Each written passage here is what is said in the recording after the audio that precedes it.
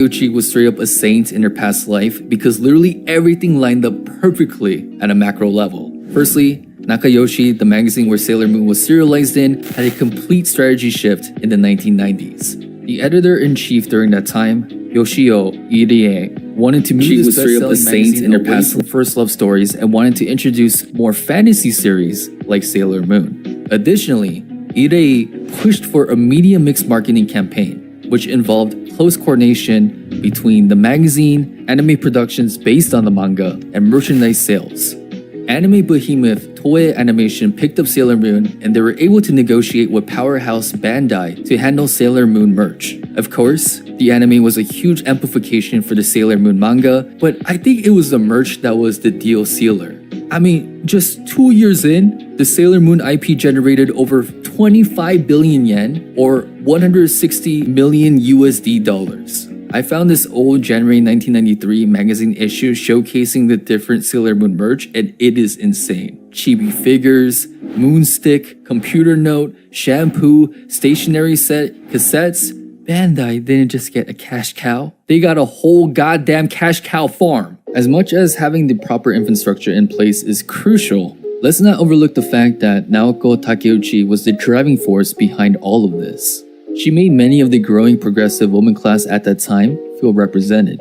The ethos of the Sailor Moon story was a projection of Takeuchi's independent mindset. At the time, because I was personally very independent, I suppose it is natural that my characters also shared my traits. And I think that the grand scale of the story I created also reflected my own personal liberation. But these ideals clashed with the status quo during Japan in the 1990s. In a legendary 2013 Rolla magazine interview, Takeuchi recalls the endless battles she had with old men that got in the way of the Sailor Moon vision. Simply put, Sensei shared that the old men and Nakayoshi didn't understand her vision. From the get-go, she told the staff that Sailor Moon was going to be a squadron of 5 beautiful fighting girls. In response, they said, "Hold up, in a fighting squadron, there's always one comically obese character and another nerdy one with glasses. How are you going to make all 5 of them beautiful?" This was the level of complaint Takeuchi was getting at every turn. I mean, this butting of heads is what led to Usagi's hair being blonde. Originally, Takeuchi was going to make Sailor Moon's hair silver, and the old man editor said that the magazine is never going to sell if she used a dull color. Frustrated, Takeuchi's like, I'll make it blonde to make Usagi more princess-like. To that, someone chuckled and sneered. At least it's not grandma style like last time. I'm sure another place Takeuchi drove these men in power crazy was her love life. To an interview question where she was asked what she would do if she became a man for one day, her only response was, have sex. And she did not elaborate. She also describes her car as her boyfriend. Yes, the famous Porsche model pics that you see all over your Twitter timelines. Takeuchi fondly refers to her car as Turbo-kun and admits that her most favorite place in the world is being inside Turbo-kun. In a 1993 interview, the billionaire shares that her favorite hobby is taking Turbo-kun out to the highway for late-night drives. But looking beyond these seemingly fun tidbits, what wasn't fun for her editors was her outspoken openness about love. While many Japanese women in the 1990s were quite reserved about their love lives, Takeuchi shared that she loves playing around with men. In the words of the famous mangaka herself, "I love the dark silent types. I just love pushing these dark guys with all sort of complexes to their limits. Once I'm done with them, I'll tell them not to get down on themselves and cheer up." Yo, what in the sadism is going on here? But this priority of love converged at a point when she met a man who will later become her soulmates.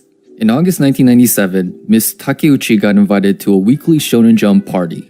As luck would have it, she was seated right next to Yoshihiro Togashi, the 31-year-old mangaka superstar that wrapped up a huge best-selling manga called Yu Yu Hakusho. This ambitious mangaka was less than 1 year away from dropping a series named Hunter x Hunter. Takeuchi was actually a big fan of Togashi, particularly his science fiction manga called Level E. At this party, Togashi gave Takeuchi his card with his name and number on it. Takeuchi felt convinced that Togashi was hitting on her, so after the party, she gave him a ring. And for some reason during the same call, our man admitted that he knew nothing about Sailor Moon. While many would think this would backfire, Takeuchi kept wanting to talk to this man. I take a hint from Takeuchi's preference in men. Number 1. Her type was her character Tuxedo Mask, someone that is cold and pathetic. Number 2. She doesn't care about looks. Takeuchi never went after a guy romantically based on their physical looks. What? Don't groan. I'm just saying on paper, these descriptions match Togashi perfectly. So anyways, these two lovebirds were seriously in love. Takeuchi once shared that she was the type of person who prioritizes love over work when I find someone I like. So with her having some extra time on her hands after wrapping up Sailor Moon, instead of going directly into her next series, she decided to help out Togashi on his new manga called Hunter x Hunter. At first, she tried to play the role of manager by running his office, cleaning after Togashi, etc. However, this was getting nowhere, so Takeuchi tried to help out with Hunter x Hunter manga coloring.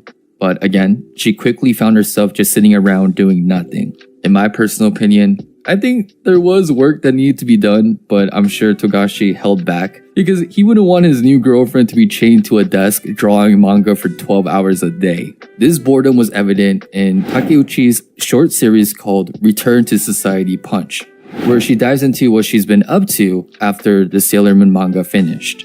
We find out essentially these two were writing love letters to each other throughout the whole day. Takeuchi even admitted to drawing sexy self-portraits of herself in different dresses and poses. Yes, your favorite manga's beginning was powered by Sailor Moon creator in pinup drawings. This short manga series really took me for a crazy spin because at one point, Takeuchi even shared she was showering with Togashi and she asked him to show his foreskin. I bring this cursed knowledge up because I'm just picturing the old men at Nakayoshi continually losing their hair as they find out Takeuchi openly talk about her boyfriend's foreskin to millions of readers. In terms of how Togashi proposed, there's two variations to how this unfolded. One account is that Togashi just didn't like watching Takeuchi stuck at his office, conflicted about her next steps to her career, so Togashi proposed to her, telling her that she could take things easy. On the flip side of the coin, here is the more K-drama version of the story. Takeuchi invited Togashi to dinner to celebrate her birthday, but Togashi stood her up. In response, Takeuchi went off to get pissed drunk and called Togashi to yell at him. During the call, she demanded to know what he thought about their current relationship. Togashi said he was thinking about marriage. So 10 months after they met on that random day in June of 1998, Takeuchi phoned her editor, Fumio Osano. She was like, "Hey, I'm quitting my manga career." Osano brushed the story off because he heard this story before, but she ends that statement with, "I'm getting married." Nani the fuck? After this proposal, things took another K-drama turn. Months were piling up, Togashi was getting busier with Hunter x Hunter, and marriage talks weren't getting anywhere. And if things could get even more difficult, the general public actually thought these two were married at this point. There was actually fan mail being sent to Togashi congratulating him on his new marriage. So with all this pressure, Takeuchi goes D-Day mode and demanded some answers from Togashi. Was he serious about getting married? What was his views on marriage anyways? To that first question, Togashi quickly responds with, "Yeah, let's get married." But to the second question, homie really fumbled the bag. This is verbatim, and I can't make this shit up. Togashi says, "We'll keep each other's last names, live separately, and both work. Oh, and we won't butt in each other's jobs. No kids, no legal marriage, and I don't want a ceremony. Cheating is also okay for either one of us." Togashi, are you out of your goddamn minds? Well shit. Takeuchi sped off in her Turbo-kun with that brain-dead response. She decided to call off the wedding, worked on formal steps to relaunch her manga career, and most importantly, find a new boyfriend. This fucking woke Togashi up and brought him back to his senses. He spent the next days begging Takeuchi to take him back. And I guess Takeuchi's Uno reversal card and Togashi's begging worked because the couples ended up tying the knot on January 1999. On January 6, 1999, 9:30 a.m. JST, the two married at the Four Seasons Hotel in Byonkyo-ku, Tokyo. 24 years later, these two are still happily married and have 2 kids. I gravitated towards Takeuchi because she is such a polarizing figure. On one hand, she's every woman's lady crush, a young millionaire who penned the most famous shoujo manga, decked out in the latest Chanel, zooming past you in her Turbo-kun. On the other hand, people thought of her as being hot-tempered, arrogant, entitled, and having a complete princess complex. However, it cannot be denied that she made her mark in the manga world, and I don't think this is ever going to be publicly expanded on, but when Togashi was dealing with health problems in 2022 and couldn't even wipe his ass, Takeuchi was right there by his side. That is all you gotta know. Just like Usagi is to her friends, Homegirl is simply a ride or die bad motherfucker.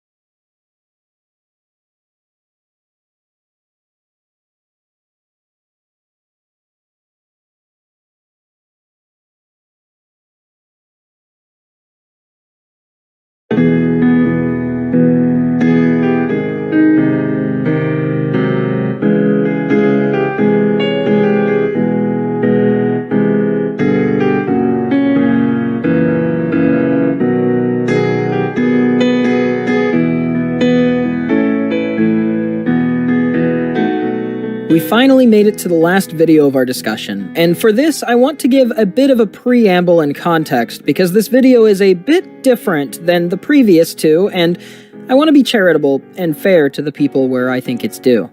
The Lily Orchard video is now over 4 years old, and she has actually released multiple rewrites of different parts of her video over the years that she thought she didn't address properly in the initial video. She also left a pinned comment on her video 7 months ago stating that they no longer stand by the racism segment of their video and overreached in some of their wording. Because of that, I think this shows some reflection and growth, so I want to reiterate, this will merely be an analysis of that video and not by any means an indictment of her character as a whole, even if in tone matching her with my response I might be a little rude at times. Why still respond then, you might wonder? Well, a defense of Steven Universe without addressing the single biggest thing that changed its discourse on the internet forever, a video that is still publicly gaining thousands of views as we speak, well, it'd be like trying to cover the history of World War II, but leaving out Pearl Harbor, the atomic bombs, and anything to do with Germany. The Lily Orchard video, at time of recording, has 8.5 million views. In fact, it's one of the highest numbers I've ever seen on any video critiquing any media whatsoever on YouTube. And I do think the video is blood-boilingly terrible, but it also managed to do something that seems so sinister, although I won't accuse it of being on purpose.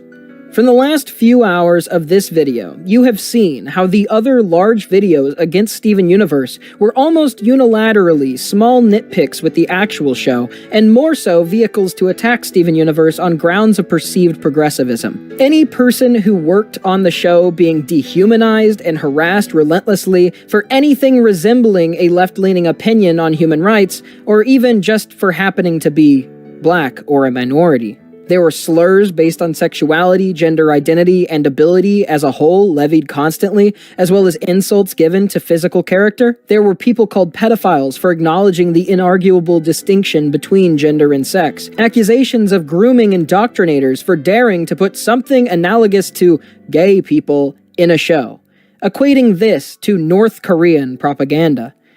The people who made these videos came at it hard. But when I look through the hate and at their criticisms, much of them apply equally or much more so to otherwise beloved shows that didn't get the same attention. Adventure Time, even Avatar. The single distinguishing thing with Steven Universe was its willingness to broach and tackle more broad-spanning queer themes in ways that strictly didn't alienate non-queer people. Not to say it did it perfectly, but it tried, and that's a noble attempt. Steven Universe even became the first Western cartoon to feature a same-sex wedding. I mean, sure, gyms are all same-sex, technically, since they don't have sex, but regardless, the show intentionally toyed with the gender coding, like giving Sapphire, the more feminine-presenting one, a suit, and Ruby, the more masculine one, a dress, to further drive home the ambiguity of self-representation and advocacy, of personal expression. The harassment campaign that started at this point should be obvious to everyone was one targeted for the sole purpose of crushing one of the few cartoons to ever lean this far to help normalize otherwise marginalized identities of people. The Lily Orchard video came in after the wave was already rolling. The discourse and hate was already starting to turn against Steven Universe, and that's when the Lily video dropped. As a left-leaning person of marginalized identity herself, did she defend Steven Universe against the obvious bad faith, unironically everything-phobic harassment campaign? No. Her video joined in, and using the visage of left-wing activism further crushed Steven Universe under its boot. No show is without criticism, of course, but we all selectively choose what to advocate for based on what we think is important to us personally. If there are two big arguments pushing for change, one is the leopards eating your face party, and the other is the no leopards should eat people's faces party, and you think most people shouldn't have their faces eaten, but like maybe some people should, then it would be ridiculous to vocalize this small disagreement and team up with the people advocating that all people get their faces eaten. There is a wonderful video by Sean on Posey Parker that demonstrates this as her own place in taking over the TERF movement. Despite TERFs claiming to be feminists, they have gone so anti-trans that they're now willing to stand by confirmed and unabashed white supremacists and neo-Nazis. These people, I hope I don't need to tell you, don't support any of the other rights that are important to women's equality. the right to abortion in any form, the right to vote, the rights granted in no-fault divorce, and even laws that outlaw marital sexual abuse. These so-called feminists take up arms with people who want to bring back their subjugation actively, hundreds of years, simply in the pursuit of hating trans people and ensuring that they don't get to live in a free society. This is what happens when small disagreements lead you to side with people who otherwise would be your enemies. And this is why the Lily video is so frustrating to me. As a person wanting to make the world a better place, you can choose to place your efforts towards an infinite number of things. Why assist people in their bad faith attempts to exterminate good things, even if those good things aren't perfect? Because of exaggerated and largely nitpicky grievances? The video, placing itself as a leftist critique while riding and further multiplying the wave of people as far-right as they come, created to crush one of the only shows willing to stand up for marginalized voices at the time, it's sinister. It also, despite being a video with 8.5 million views, has less comments than my Pikmin 2 video, and this is because nearly every comment rightfully calling out and defending Steven Universe was deleted until she reopened comments more freely again recently. So anyone who disagrees with Lily and goes to the comments and see if other people maybe have similar grievances will be greeted by people lavishing her with infinite praise. That being said, I've ranted long enough. I'm going to be skipping over many parts that Lily no longer stands by, as well as arguments that we already covered in the previous two videos, in order to not be redundant. Let's begin. In reality, Steven Universe turned out to be a mess of inconsistent storytelling, mashed up cliches that haven't been allowed to die, and a conga line of characters so consistently horrible that it's like being around all of your worst family members for the longest Thanksgiving ever. Steven Universe enjoyed ample praise and lavishings from the general press when it first aired, but as time went on, its fanbase became significantly more critical and unhappy with the show's contents, to the point that being critical of the show was an entire subculture of its own, and that is not undeserved. Everything about the show is unprofessional and lazy, from its writing to the animation to the very core ideas the series pretends to have. This is a thorough deconstruction of why Steven Universe is a garbage show that is bad. I hate the prevailing attitude that serialization is objectively superior to episodic storytelling in every possible scenario. Like any other narrative tool, serialization works very well when it's appropriate to the story. It's very easy to just say that shows with a continuous overarching plot are always better than a monster of the week, but that's just flat out not true, and it's most evident in shows that try to have it both ways. But regardless of what narrative tool you decide to use for your show, you do have to pick one. The first point is that serialization is not necessarily better than an episodic structure, and then that you have to pick one or the other. It doesn't typically work when you do both. I want to remind that I can't speak to any of Lily's current opinions. This is just responding to the video, but this is a ridiculous opinion to have. Basically, every major show in animation has been some mix of serialization and episodic. Adventure Time is obviously a huge example of that, but even if we go to like anime and look at some of the most famous anime of all time, Neon Genesis Evangelion is mostly a Monster of the Week episodic show until like episode 15, only with some world building and characterization stuff that builds up until the breaking point. Same deal with Cardcaptor Sakura. Literally the first half of the show is mostly episodic, and then suddenly it starts hitting a plot arc. It's outrageously common to see shows balance serialization and episodic structure, especially whenever it's a world-building show that often deals with mystery, which is exactly what Steven Universe is. It seems weird that she would say you need to pick one, when it's apparent to anyone who's seen more than a few shows that that's not true. Universe has this long, overarching plot about the Crystal Gem War and Homeworld discovering they're still active and f***ing with their plans. But what was consistently aggravating is that Sugar clearly wanted to maintain a Monster of the Week vibe on top of that and focus on more character-specific elements like The Last Airbender did. Let's have 7 different episodes about why Lars is an unbelievable douche. Let's do 3 about Ronaldo being a conspiracy theorist. Let's do some about Mayor Dewey for some reason. Ooh, I know. How about that one family that runs a pizza shop? I bet their lives are totally interesting. Lars ends up having a very plot-important character arc that spans the entire series. And if they're trying to make a mystery show where you're trying to figure out the background of things, it's good to get the greater picture and set intentional red herrings into the plot. You don't want to just have things that are only important to the actual answers, because then it's easier to put all the pieces together early on. Intergalactic fascism with a smattering of natural rule? Boring. Let's talk about the wrestling scene. That's where the real action's at. You see, the side stories in The Last Airbender were so good because they offered insight into a primary character. The Southern Raiders was about Katara getting revenge on the man that killed her mother. Zuko alone was about witnessing firsthand the damage that his father's warmongering has been causing on the Earth Kingdom. You know what The Last Airbender didn't have? An entire character arc for the Cabbage Guy. But The Last Airbender is a fully serialized show. The only episodic element is generally a new problem or issue or plot thread will be introduced and solved within the same episode, but it still follows a very consistent overarching serialized journey with constant changes. But look at another show similar, like Teen Titans, that was coming out at the same time, and it actually has multiple episodic things that you can easily jump into the same way you can with Steven Universe, while also balancing that general overarching plot with little chunks of plot-relevant episodes. Avatar: The Last Airbender is just a fundamentally bad example because the structure of the show and what they're going for is completely different. Steven Universe is doing, the residents of Beach City aren't active players in the thin veneer of a story that Steven Universe pretends to have. They're background characters. They're weirdly misshapen, constantly shrinking Libras. They don't get proper character arcs because they show up, deal with the crisis of the day, and then go sit in the green room until Sugar wants to stall for time again. Literally the only one who does change is Lars, and that's because Sugar literally fucking killed him and replaced him with another character entirely. As somebody who had no experience with the community and just binged the whole show on HBO, Lars' character arc makes sense. Absolutely. The absolute failure in his willingness to let Sadie die on the ship being taken back by Aquamarine. After that happens, he completely is beating himself up and feels terrible. He finally has that growth moment where he wants to do something to be a better person. And what does he do whenever he finally decides to be a better person? He gets killed for it. So he actually makes the change in his character before he dies. But once he is revived, it's sort of like he's given a second wind. He finally got to do what he had never had the bravery to do. He saved someone. People care about him. He got the thing that he's been established to want more than anything, and all he had to do was be brave and be himself. It's actually a very coherent arc. It's not like they replaced him with someone randomly. Also, Sadie grows a ton as a character, going from a worker who's taken advantage of often to someone who pursues their creative and artistic passions to someone who embraces their more masculine attributes and decides to let her opinions be heard through her band. This is an extremely gradual and seamless progression of Sadie's character arc that makes perfect sense by the end whenever she and her band are playing whenever they arrive at the end of Season 5. Normally, filler is fine to flesh out the world and the other characters, but the world being fleshed out is Earth, which doesn't need fleshing out.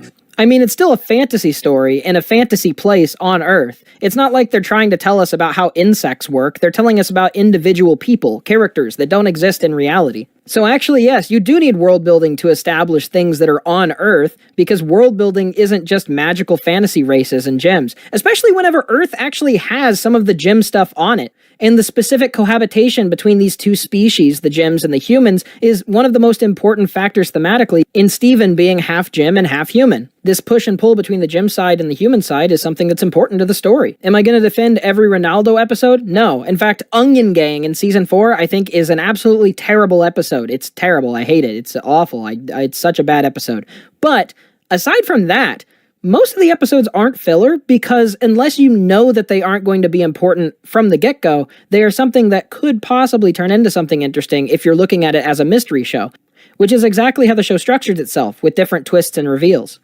Episodes of shows are usually the fun, light-hearted episodes the writers use to ease off the tension of the main story, if they have one. Steven Universe doesn't have that need for easing tension, as the filler episodes outnumber the story episodes considerably. See, like, this episode is a major thing for Sadie's character arc, because she was the one who was supposed to come on stage and do this, but she felt embarrassed because it was too feminine for the type of person that she was. Because Steven feels bad for what he did in accidentally setting her up to do this thing that doesn't fit who she truly is, he goes on stage and does it for her. And it ends up being quite smart, because it actually plays on the gender biases of the audience who might think it's weird or uncomfortable for Steven to be doing this, and then it makes you internalize those feelings as something Sadie felt in not wanting to do it. So if this is an example that Lily is throwing on screen as she says this, it's going directly counter to her point.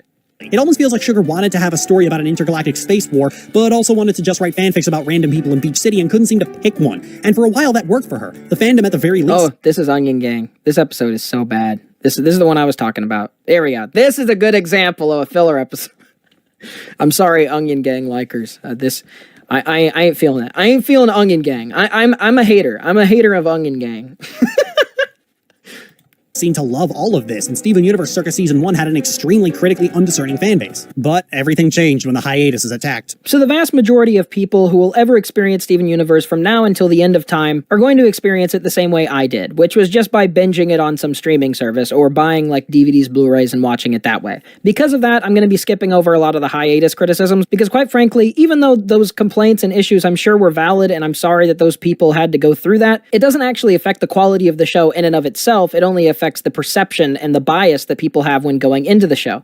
And once again, as someone who didn't ever have to wait for these biases and just binged the show basically in one go, I couldn't tell you the difference between Steven bombs pretty much at all. And by pretty much at all, I mean I actually literally have no idea. There's season changes, and like from Season 1 to Season 2, it seems like there's an upgrade in the production quality, but that's basically the only thing I could tell.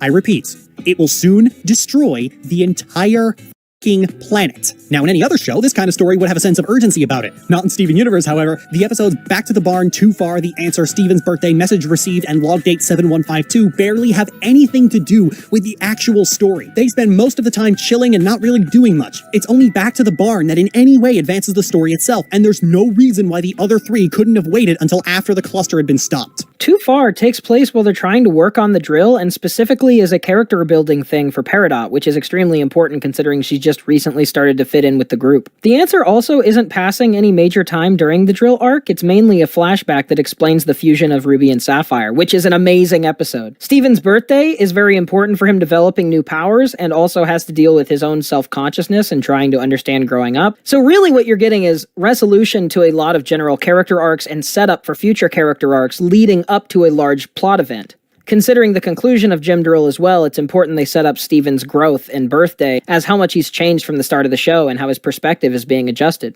Message Received is a huge plot-relevant thing. Considering the cluster isn't the climax of the series, it's very important to have this interaction between Yellow Diamond and Peridot because it sort of cements her place in the crew, as well as setting up things for beyond the cluster arc. Log Date is also a more flashbacky type of thing that leads to better understanding Peridot in context. And Super Watermelon Island basically concludes the whole thing as they find where Jasper and Lapis's fusion has been and are able to finally put a resolution to that plot that ended up being set up at the end of Season 1. So, ending previous plot resolutions, starting new plot resolutions, ending character arcs, starting new character arcs, it's all setting up through the growth of the Gym Drill arc. Stating these episodes that are extremely critical to character growth or just flat-out plot reasons as filler is really goobery. It doesn't make any sense.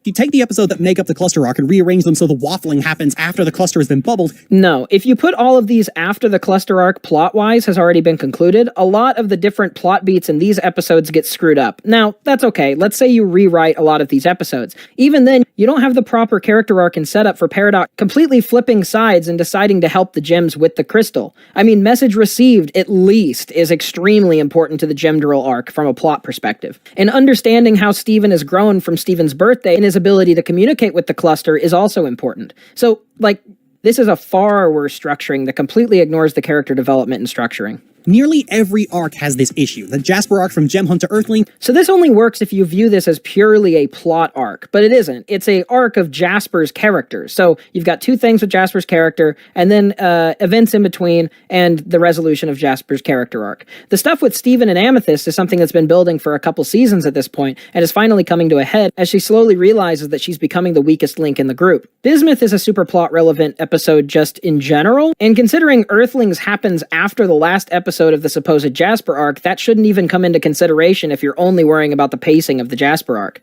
So this is goobery. In the middle of it. The Homeworld arc has... Okay, this one's pretty bad. Dewey wins. Now, I can understand after multiple huge emotional episodes that they would want to chill out for just a little bit, but Dewey wins is... that is a really bad placement, I will admit. Back to the Kindergarten, though, is extremely important, and Sadie Killer is also important considering it's going to be setting up the overall resolution between Lars and Sadie, Lars at this point being set up as a major narratively important character, and the specific relationship between Sadie and Lars being an important through line through the show. Gymcation is also important to show how Steven is actually dealing with the situation, because after everything that we've seen, it's important for us to get an understanding of where he is mentally. So Gymcation is actually very plot relevant in terms of understanding literally the main character's headspace after one of the biggest things in the series happened. And Kevin Party is literally the resolution of the Gymcation thing. So this is a repeating issue with the last two characterizations Lily has made. She's only looking at Steven Universe in terms of how the plot connects to specifically dealing with the diamonds, but that's not what Steven Universe is. It's a character-focused show with multiple character arcs constantly intertwining between it, and this is a common, normal, and good thing that multiple shows do. So what you have here is Gymcation and Kevin Party are part of the same character arc. Sadie Killer gives us more of an insight into what she's doing, what she's going through, etc. in between the two major Lars plot points. Yeah, just all of this avoids the fact that you actually have characters you have to write in the show. Wynn's Gemcation and Kevin party wedged inside it. And the Pink Diamond arc that What's your problem is plot relevant in the sense that it's set up as the search for Ruby from Steven and Amethyst, so it's actually continuing off of the plot relevant thing that happens in the previous episode. But there's a point that's a really good lesson for kids that's not to worry too much about others, that you stop caring about and taking care of yourself, which is, once again, Steven Universe is a show for kids. This is a simple, important, good message that services both as an episodic thing that also links into the main plot. Considering this filler is unquestionably ridiculous. The question is literally the resolution to Ruby's entire character arc on what she decides that she's going to do. And so, like, what? How can you count "now we're only falling apart" as plot relevant, but not count the question? See, she's considering it the Pink Diamond arc, but then ignoring the largest character arc Garnet goes through in the entire show, and counting anything involving that doesn't specifically link to Pink Diamond as filler. What? Would you call the marriage between Ruby and Sapphire, them falling apart, Ruby running away, trying to find her new identity, all of these, which are multi-episode entire I mean, look, there's even part 1 and part 2. You're telling me that there's a filler episode based around one of the main characters of the show and one of the most major decisions in the show, and it's filler because, you know, they're not fighting the diamonds in this episode. This portrays a fundamental lack of understanding in how to write a show and what kind of show that Steven Universe is even trying to be. It's like if you put a round peg inside of a square hole, saw the opening spots and went, "What the heck's with all this extra space here? What is that for?" Instead of realizing, oh, that's not the one that's supposed to go inside there. The way they're viewing it is as if the entire purpose of Steven Universe was only to fight the diamonds from the beginning, and anything involving any sort of character growth, character relationships, or general lessons that would be beneficial for kids is completely irrelevant, which is ignoring basically everything about the show in order to make a point. 5 episodes jammed between it before anything remotely resembling a conclusion starts to inch its way forward. The biggest contributor to this constant starting and stopping is the fact that Steven Universe plays out like any other cartoon. But unlike any other cartoon, it's lashed to Steven himself at all times. So while in theory, the plot tends to play out at a relatively realistic pace, all the important and interesting things are happening completely off screen. Why there are so many episodes where Steven is hanging out with some other gem only for the plot to come bursting through the wall, or a character's personal issues just jump right out of the blue. I need to stress that this is unusual for any TV show. TV shows are typically written in a full third-person perspective so that the focus can shift for a bit when necessary. You know, I actually think that this explains why Lily has such an issue with the show. She literally just doesn't realize that Steven Universe is not meant to be a fully serialized show. She told Rebecca that she had to choose one at the beginning for basically completely arbitrary and unjustified reasons, and now is intentionally only viewing the show as if it were purely serialized and criticizing anything that doesn't fit the serialization. But even then, she's not actually matching the real serialization of like character arcs and things. It's only a very specific plot thread that she found personal interest in that she's viewing the entire lens of the show from, instead of viewing it as a bunch of different characters and lessons and thematic points. The reason why things latch on to Steven and don't switch between characters constantly would be pretty obvious to anyone who's watched the show in recent time. Whenever you don't know what's going to happen in Steven Universe and you're watching, one of the most major things is the world building, trying to figure out what's going on. And just in case you didn't know, if you switch to the diamonds like 5 episodes into season 1, it would like ruin major aspects of the story because the whole pacing and structure would be completely thrown out of whack, and a lot of the things that show intrigue would be completely wasted. What Lily's doing here is starting a slasher movie and being angry that the movie hasn't already revealed who the murderer is 5 minutes into the movie. What she's doing here is reading a Sherlock Holmes book and wondering why the book hasn't told the reader who the actual criminal is at the very beginning. It's fine if spoilers don't change how you feel about a show, but in specifically mystery narratives, a lot of the enjoyment comes from trying to understand what is actually happening in the story and seeing all the tiny little clues that are being laid along the path. When I went into Steven Universe completely blind, and I thought to myself, wait, is Garnet a fusion? She has 2 gems. I was jaw-dropped and literally amazed whenever it turned out that she was a fusion. I was so unbelievably proud of myself and found investment enjoying the show even more so than if there was an episode in season 1 where Garnet talks to herself and is like, oh, I want to sell Steven, but I can't. It's much better to wait until Steven finds out on his own and then she explained the difference. It's like Lily can only conceive of a singular story that could be good. Any other genre that doesn't fit that mold isn't just a different genre, it's actually a worse written story, which doesn't make sense. more insight into the diamonds as a whole if the show could just bother to tear itself away from Steven for even a second. Like, imagine that. Imagine if they had an episode like in season 1, when Steven can barely use any of his powers and has barely discovered anything about his mom, and then bam, they cut away and, where's Pink Diamond? Oh, she disappeared whenever Rose Quartz killed her, but suspiciously it was at the same time. And then they give like a whole explanation of the Gem War, and like we don't even know about Homeworld whatsoever at this point. Like, obviously you need sufficient structure, but also if you're going to structure a story that's based around characters who don't understand the full context of something, giving the reader of the story context whenever the characters that they're following don't have the context becomes infuriating because it feels like they're dragging their feet even more. The reader thinks to themselves, I know what's going on, why don't they just figure it out already? And so you end up waiting for them to catch up to you, rather than you following along and wondering with the characters. It also separates you from the emotional state of the characters. You could probably write like a 10,000 word thesis. There's probably been multiple books written on the intention of writing a story with mystery. It's such a fundamentally broken point to make that it's hard to even characterize how ridiculous it is. Episodes that technically don't feature Steven are either a story being told to him or feature a fusion that Steven inhabits. With this arbitrary restriction in place, a lot of interesting things happen completely off screen, which in terms of storytelling means it doesn't actually happen. It's only an arbitrary restriction in the same way that every other creative decision is an arbitrary restriction. There's nothing actually tangibly bad about the decision, and literally millions of other shows and pieces of art do it. If you aren't a fan of that, that's fine, but the way you're using objective language in how you're criticizing the show, not subjective language, and from an objective standpoint, you're wrong here. Steven Universe has so many characters that just sit there and do nothing because Steven isn't around to see them. Lapis and Peridot are the two biggest examples, as they're locked in the barn at all times until Steven decides to visit them, at which point something actually happens. Pearl might not have been such a crazy asshole. Garnet might not have been relegated to exposition about fusion and nothing else. How can you say that Garnet is relegated to fusion and nothing else when she has a 5-episode arc in season 5 explicitly about the fusion of Ruby and Sapphire, who they are as people and finding themselves, that you dismissed as filler just a few minutes ago? How can you possibly say with any level of confidence that she's reduced to only exposition about fusion when you literally showed 5 episodes where it's explicitly about the character development and growth and not fusion of Garnet, and you called it filler? Also, like, Keystone Motel is one of the most iconic episodes of the show, and that also isn't just about fusion, at least not as a stand-in for the relationship that Ruby and Sapphire have. Instead, it offers hints. It gives hints that Lapis might have PTSD.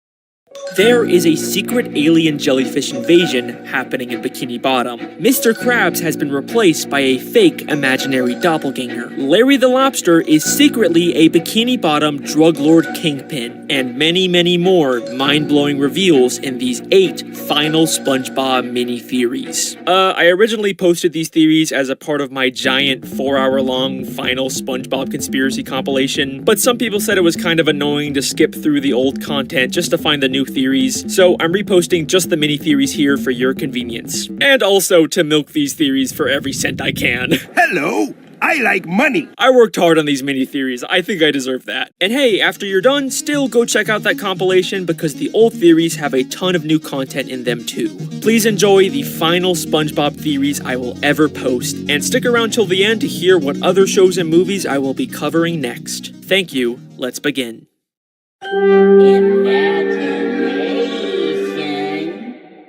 So, here's a question I've been asked from the very start of making these SpongeBob theories. How is there fire underwater? It's probably one of the most obvious contradictions in this show, and the creators will usually go out of their way to draw attention to the fact that it doesn't make any sense. At least it's warm around the fire. Hey, if we're underwater, how can there be a... Whoever sent this obviously has no idea about the physical limitations of life underwater. Might as well throw these in the fire. So finally, I will give the people my answer to this infamous age-old question, how is there fire underwater? It's just a cartoon. I'm not kidding, that's actually my answer. SpongeBob is not the real world. It's a cartoon. It has its own cartoon logic where absurd things like fire being underwater can happen. But that doesn't mean there's nothing here to theorize about. Just because it's cartoon logic doesn't mean it's not still logic. If you pay close attention, you can see that there is a consistent internal logic and rules to how this cartoon world really works. And I think how SpongeBob cartoon logic works is best explained in the Season 3 episode, Idiot Box. In this episode, SpongeBob and Patrick spend the day playing inside of a box, but Squidward keeps hearing impossible sound effects coming from it. SpongeBob? And how are they creating these sound effects? How are you two making those noises? Imagination. With their imagination. And this is key to understanding how the SpongeBob world really works. This episode tells us that anything that is imagined in SpongeBob can physically come to life. We can see this imagination rule in every single episode of the show. The most obvious example of this is when a character is thinking and a thought bubble appears above their head. But in SpongeBob, these thought bubbles are real physical things. Other characters can see and physically interact with them. Wait, hold on! My pen is out of ink. Plankton! You'll never get me formula, not even in a flashback. Because things imagined in SpongeBob come to life. And this goes far beyond just thought bubbles. It explains how characters are constantly getting new props and costumes out of nowhere. Where did SpongeBob suddenly get this hat and sign? Where did he get this glove or all of these costumes that instantly appear and disappear? It's because SpongeBob is imagining all of these props. This can be used to explain almost every single absurd gag in this show. Wait, Patrick, you're supposed to let me win, remember? Oh, yeah? Patrick is imagining himself getting beat up here. Said it's gonna be a good one, just wait and see. SpongeBob is imagining the sun talking to him and burning his bedroom, and SpongeBob and Patrick are imagining that fire is able to exist underwater. And if you still don't believe me, look what happens when Patrick questions the logic behind the fire. Hey, if we're underwater, how could there be a... The moment they start doubting the logic of the fire, it disappears because they're no longer able to imagine it. This rule also seems to be limited by how imaginative each character is. Squidward, who never even got the idiot box to work, rarely ever manifests any imaginations, while SpongeBob, arguably the most imaginative character in the show, has created living characters like Doodle Bob and Bubble Buddy using his imagination, both of which have ended up continually reappearing throughout the entire show. Bubble Buddy even went on to create an entire bubble town full of bubble citizens, all stemming from SpongeBob's imagination. This theory also explains why Mrs. Puff gets trapped in so many delusions. They are literally manifesting around her because of her imagination. Okay, but what's the point of explaining all of this? Even if you didn't know the exact mechanics of it, you probably already understood that random stuff can just appear and disappear in a cartoon. I'm not really telling you anything groundbreaking. But once you fully understand this idea, it adds a whole new context to so many things in this show. One of the most interesting being how dreams seem to affect the world, specifically SpongeBob's dreams. In Season 1 Sleepy Time, SpongeBob dreams about finally getting his license, but then he crashes and Mrs. Puff takes his license away. And this is exactly what happens later in the Season 2 episode, No Free Rides. Mrs. Puff gives him a license, instantly regrets it, and after SpongeBob crashes his car, Mrs. Puff takes his license away. So, did SpongeBob's dream predict this event? Or did his imagination literally cause it to happen? Okay, you're not convinced yet? Don't worry. This is far from the only instance of this happening. In Season 2 Procrastination, SpongeBob dreams about his pineapple burning down, which happens later in Season 9 Gary's New Toy. In Season 5 Roller Cowards, he dreams about crashing on a Glove World roller coaster. And then it happens in Season 10 Don't Wake Patrick. Even dreams we don't see come true. In Squids on a Bus, Squidward becomes a bus driver for the day, and SpongeBob says this. I've always dreamed one day I'd board a bus and see you driving it. Now, I already know what you're gonna say. SpongeBob's a very long-running show. A lot of these basic plots were bound to happen eventually, right? You know, it's like how The Simpsons can predict the future. But in Season 4's Fear of Krabby Patties, SpongeBob dreams about everyone in the Krusty Krab turning into giant killer Krabby Patties.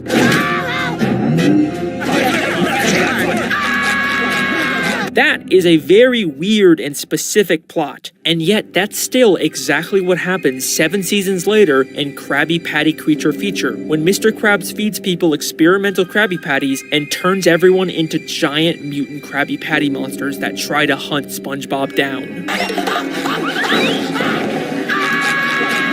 It seems like all of SpongeBob's dreams eventually manifest into real life because of the unlimited power of his imagination. Okay, that's all pretty interesting, right? But you want to know something really crazy? While researching this theory, I discovered something insane. Honestly, it may be one of the craziest discoveries I've ever found in this show. Are you ready? In the Season 6 special, Truth or Square, all of the characters get trapped inside of the massive ventilation system beneath the Krusty Krab. There's an entire network of tunnels and air ducts underground. At a certain point, Mr. Krabs gets separated from the group. A crossroads.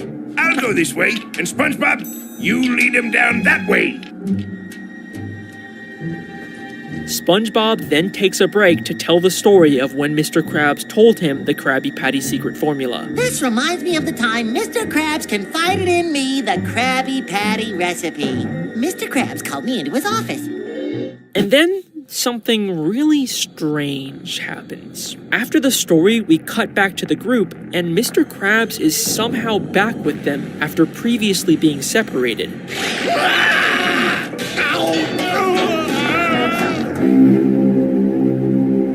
I'm serious, there's no scene of them being reunited. He's just gone and then back somehow, and it's never explained in this episode. I mean, what was even the point of wasting time and money animating them split up if they were just gonna immediately bring Mr. Krabs back without any explanation? I'll go this way, and SpongeBob, you lead him down that way. You could literally remove the scene of Mr. Krabs separating from them, and the episode would make total sense. But wait a second. Look at how SpongeBob's story ends. You can never tell another living soul. Wait, hold on! Plankton! You'll never get me formula, not even in a flashback.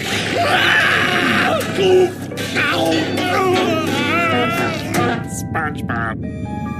Imaginary Mr. Krabs from inside of the thought bubble grabs Plankton and throws him down a vent. And when we cut back, Mr. Krabs is suddenly back sitting with the group. The obvious explanation is that this isn't the real Mr. Krabs. This is still the imaginary Krabs from SpongeBob's story who came to life. And the real Mr. Krabs is still somewhere lost inside of the Krusty Krab vents, and they never switched back.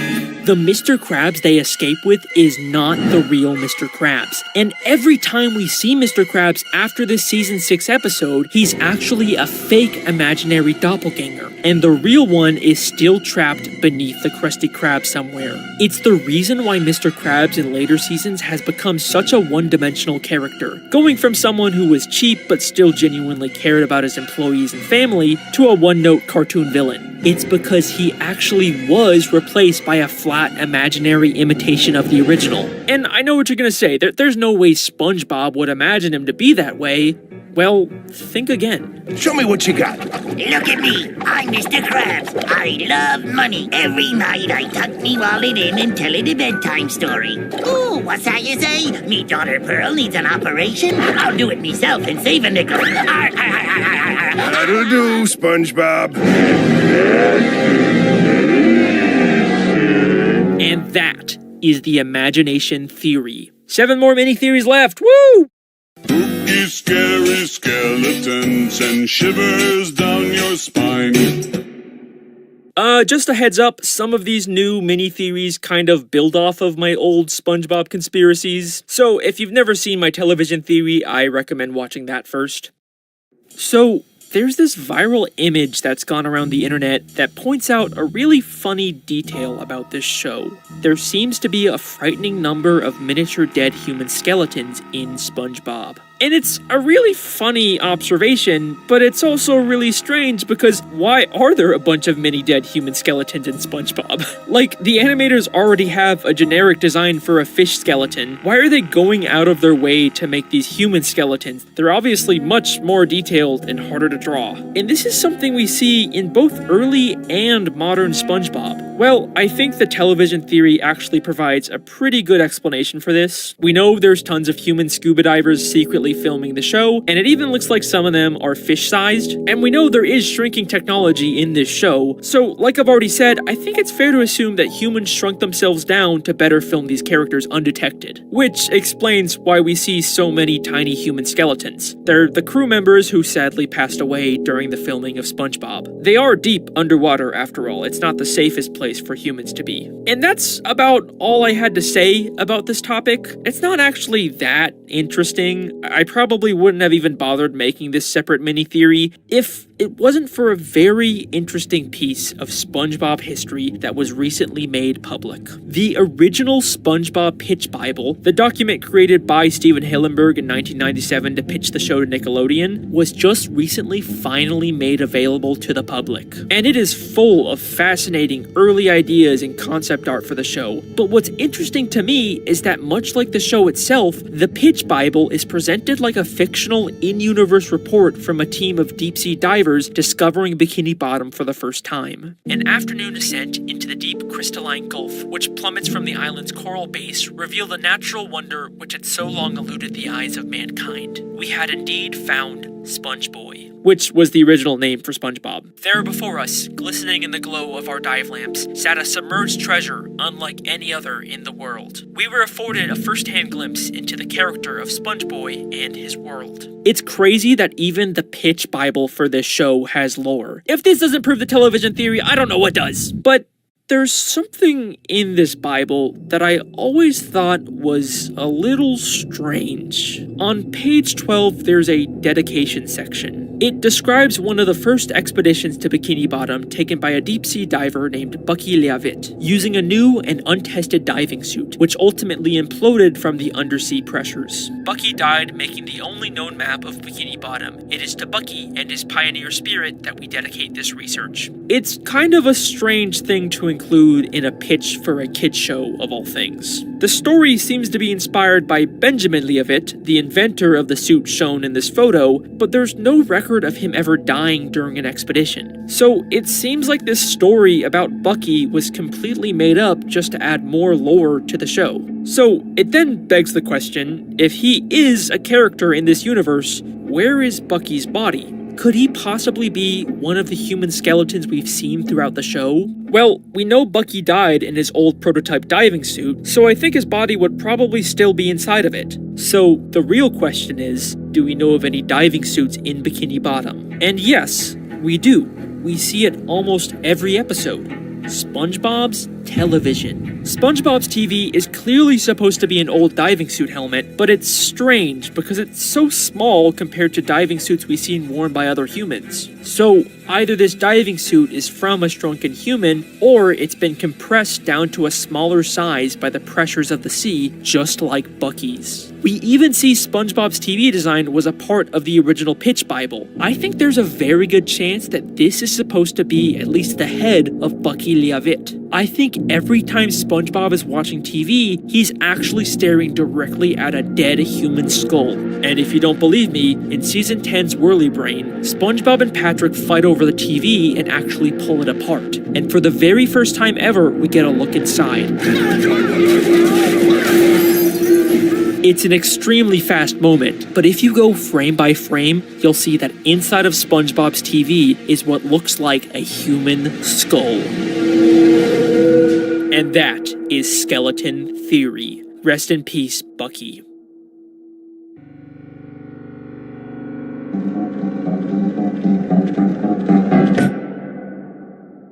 This is the only mini-theory that's just like a straight-up part 2 of one of my old theories. So obviously, if you haven't seen the original Mrs. Puff theory yet, then it probably won't make too much sense.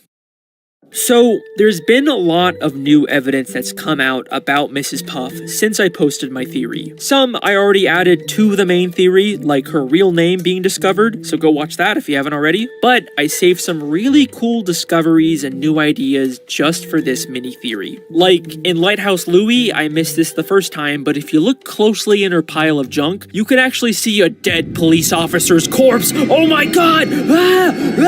Actually, no, this is just an obstacle from her training course. But I bet you didn't know, in Camp Coral, we see her dispose of the real Mrs. Puff's dead body!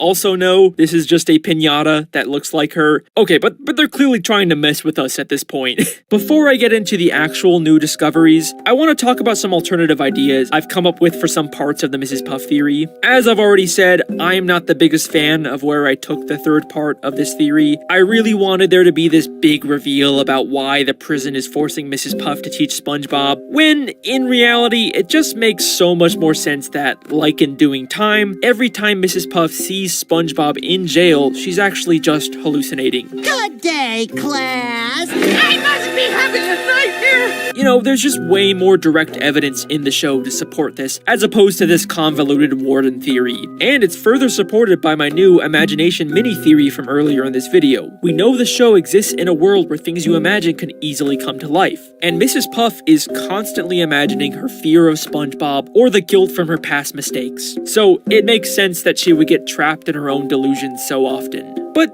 there's always been this big loose end in my theory that I've always wanted to find a way to wrap up. We know Mrs. Puff prematurely gave a license to one of her previous students in New Kelp City, and that led to the city being destroyed. Local consensus places the blame on this negligent, selfish driving instructor. But who was Mrs. Puff's original student before SpongeBob? And while we haven't gotten any new evidence about this, I think I've got two strong candidates for who it could be. One of the best comments I got from the Mrs. Puff video was the idea that the original student was actually SpongeBob's cousin, Stanley S. Squarepants. Hi, Squidward. I'd like you to meet my cousin Stanley. We're related. There's two of them! Stanley is a character we meet for only one episode in Season 5. He's SpongeBob's cousin from out of town, and he's extremely accident-prone, even more than SpongeBob.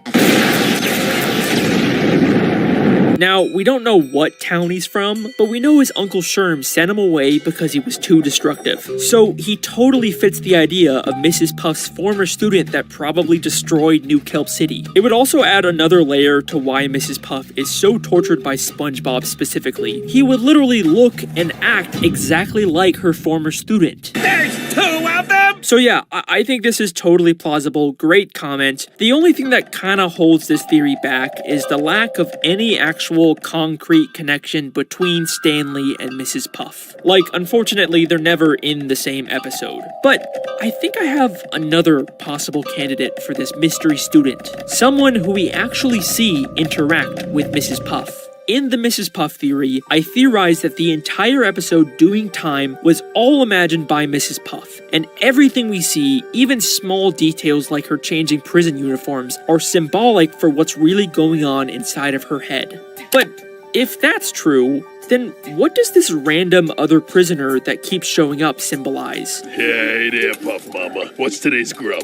Hi, Donna. It's chilly. I wouldn't have thought much about it if it wasn't for this very interesting moment where she returns at the end of the episode. Oh, it's just my imagination again. So what's for dinner tonight, Puff Mama? Chili?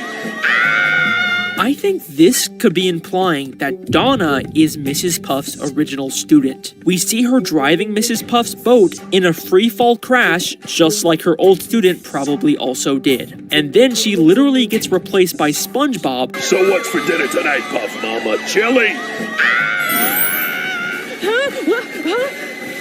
Forget it. Just like how we actually replaced her original student. So yeah, I think both Donna and Stanley are pretty good candidates for the original student. Stanley is a bit more thematically fitting, but Donna actually has some direct evidence in the show. So yeah, I could see it being either of them. But that's all just tying up loose ends. The real reason I decided to cover Mrs. Puff again in this mini-theory is because of two major new developments in recent SpongeBob episodes. The first is in the season 13 episode, Arbor Day Disarray. In this episode, Sandy gives everyone trees she grew, and we get this scene between Mrs. Puff and her tree.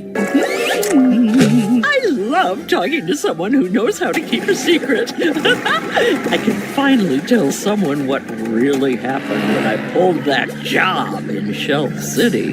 What really happened when I pulled that job in Shell City? They're still adding more mysteries to solve about Mrs. Puff. It sounds like Mrs. Puff did some kind of heist or maybe has some connection to Shell City from the SpongeBob movie. And if you remember, I theorized that Shell City was the place Mr. Puff, her former dead husband, was being held. They end up setting off the smoke detector, which activates the sprinkler system and brings all the dead fish back to life, including a very familiar looking pufferfish hanging from the ceiling. Mr. Puff is alive. So, is it possible this job is somehow related to Mr. Puff? Well, before we get into that, there is one more new development we need to talk about. In the season 14 episode, Hysterical History, for the very first time ever, we actually do get to definitively see Mr. Puff when he was alive.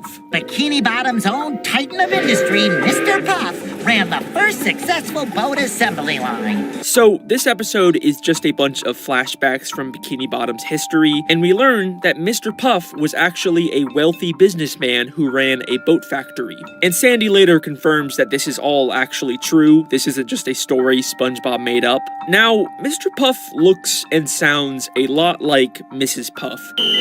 Speed up, line number 5. And the other flashbacks in this episode seem to be about ancestors of our main characters. So maybe this is actually supposed to be just a relative of Mrs. Puff, not her dead husband. But remember, Mrs. Puff is not originally from Bikini Bottom. And we know her last name isn't really Puff. It's Blowfish. So this is most likely her former husband, Mr. Puff, before he died. And unfortunately, this does seem to disprove my Mr. Puff theory, because he clearly looks very different than the pufferfish we see in Shell City. But even if this pufferfish wasn't Mr. Puff, I don't think I was wrong about Mr. Puff being at Shell City. The fact that he's shown as a dried up, hanging pufferfish with googly eyes is way too similar to be a coincidence. And then there's the fact that they just confirmed Mrs. Puff has some sort of history with Shell City specifically. I think Mr. Puff was abducted and taken to Shell City, but the reason why we don't see him in the SpongeBob movie is probably because he was already sold to someone else by that point, meaning he was unfortunately never saved by SpongeBob. So that leaves us with one final question. What was the job Mrs. Puff pulled at Shell City, and what does it have to do with her husband's death? Well, my first guess is that this job was some sort of rescue mission to save Mr. Puff from Shell City and she failed, but listen to how she talks about it. I can finally tell someone what really happened when I pulled that job in Shell City. Whatever happened at Shell City, she's happy about it. In fact, it's kind of a sinister, nefarious happiness. What really happened when I pulled that job? She's not devastated that her husband was lost forever. She's happy about it. I never really considered this before, but could Mrs. Puff actually be responsible for her husband's death? Did Mrs. Puff kill her husband? I mean, we know Plankton sold Neptune's crown to Shell City. I just wanted to say thanks again for selling me the crown. I sold it to a guy in Shell City. So it does seem possible to arrange for this kind of thing to happen. And Arbor Day Disarray ends with Mrs. Puff's tree ratting her out to the police. Hello, police department? I got a lead on that Shell City job. I gotta go. Why would the Bikini Bottom police care about something she did at a human gift shop? I mean, they didn't care when SpongeBob stole from there. The only explanation is that she wasn't stealing from humans, she was giving them something, or someone, from Bikini Bottom, Mr. Puff. Mrs. Puff arranged for fishermen to kidnap and kill her husband. That's what really happened at Shell City. But why? Well, other than Mr. Puff kind of seeming like a jerk who mistreats his employees, he's also very wealthy, which means that when he died, in a way that can't be traced back to Mrs. Puff, as his wife, she would inherit his money. Which explains how Mrs. Puff, who previously had to abandon her entire life and start over from scratch in Bikini Bottom, could afford to open a massive boating school. Maybe this was her plan all along: get close to some rich jerk, marry him, and then have him killed to inherit his money. These little breadcrumbs they've given us have told us so much more about Mrs. Puff's past. But also, maybe, just maybe, her future as well. Mr. Puff was portrayed as a greedy, unethical capitalist who only cared about money, even at the expense of his employees. And does that remind you of anyone else in Mrs. Puff's life? Unhand that penny or the arm comes off! Keep on trucking, SpongeBob! How could you trade SpongeBob for 62 cents? You think I could have gotten more? If she did it to Mr. Puff, who's to say she's not planning to do it again to Mr. Krabs? Maybe this is the entire reason why she's dating him. Let's just hope Mr. Krabs isn't planning on getting married anytime soon. The imaginary doppelganger Mr. Krabs, that is. And that is the Mrs. Puff theory, part 2.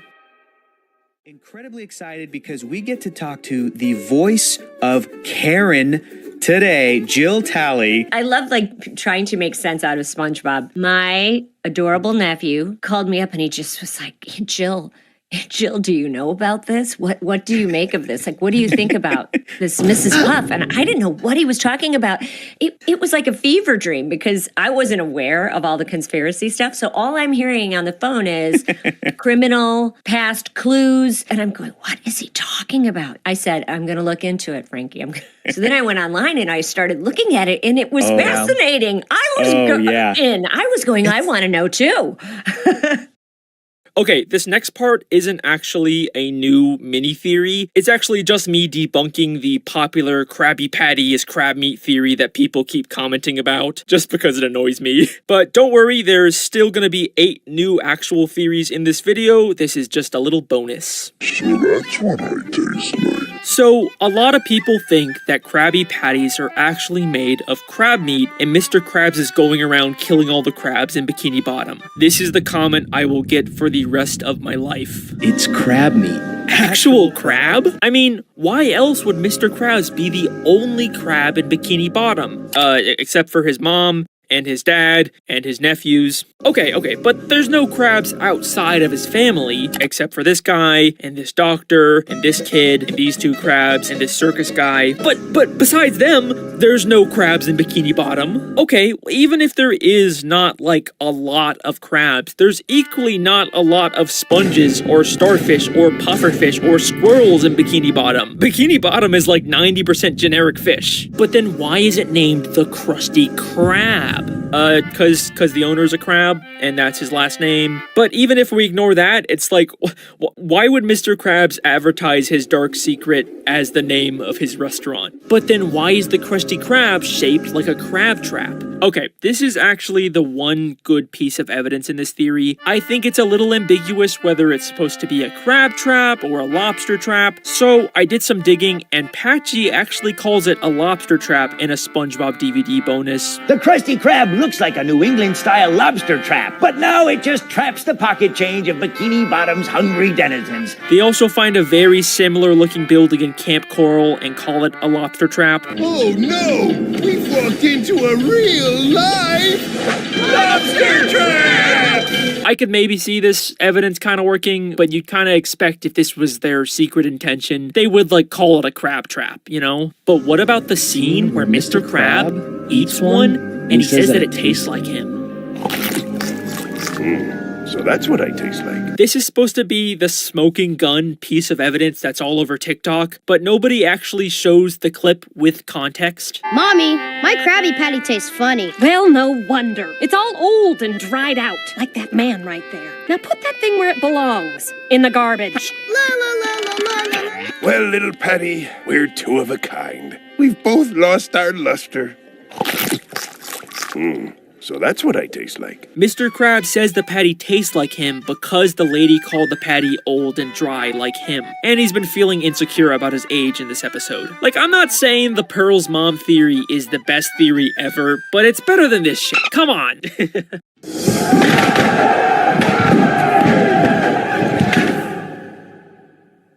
So, if there's one thing I'd probably change about my evolution theory, it would be the second part about the war. After the war, Krabs stayed secluded in a deep depression that seemed endless. I think there definitely was a war in Bikini Bottom, but I don't think it was between evolved and primitive fish anymore. There is just way more evidence that the war Mr. Krabs fought in was actually a war between fish and humans. And I think this concept for a human war has been secretly present in the show from the very start. Every single building in Bikini Bottom is made out of some sort of debris from the human world. Now, this is a reference to how marine ecosystems in real life often form around things that fell from the surface. But the debris isn't always just random objects or pollution. A surprising amount of the buildings feel like they're from the aftermath of a massive war. There are a ton of buildings made out of sunken ships, but there's also anchors, submarines, lobster traps, bait and tackle boxes, undersea mines. There's even a building made out of a dead bucket of fish. If you really look at the show's aesthetic, it gives the impression that Bikini Bottom is an Adventure Time style post-apocalyptic wasteland where a massive war between humans and fish took place. Mr. Krabs' Navy Convention Center is literally a giant torpedo. We get further confirmation of this as early as Season 1 Hooky, when a bunch of humans start fishing in Bikini Bottom. Pay close attention to how Mr. Krabs reacts. They're back! They're back, I tell you! I saw them with my own eyes! They're back. Mr. Krabs has dealt with this before, probably because these were the same hooks from the war he fought in. From humans' perspective, they're just fishing, but for the citizens of Bikini Bottom, this was a brutal war. And listen to what he says about what happens if the hooks catch you. They cook you, and then they eat you, or worse. What could be worse than that? Gift shops. You'll end up in gift shops. This gives a whole new context to the Shell City gift shop we see in the SpongeBob movie. Wait a second.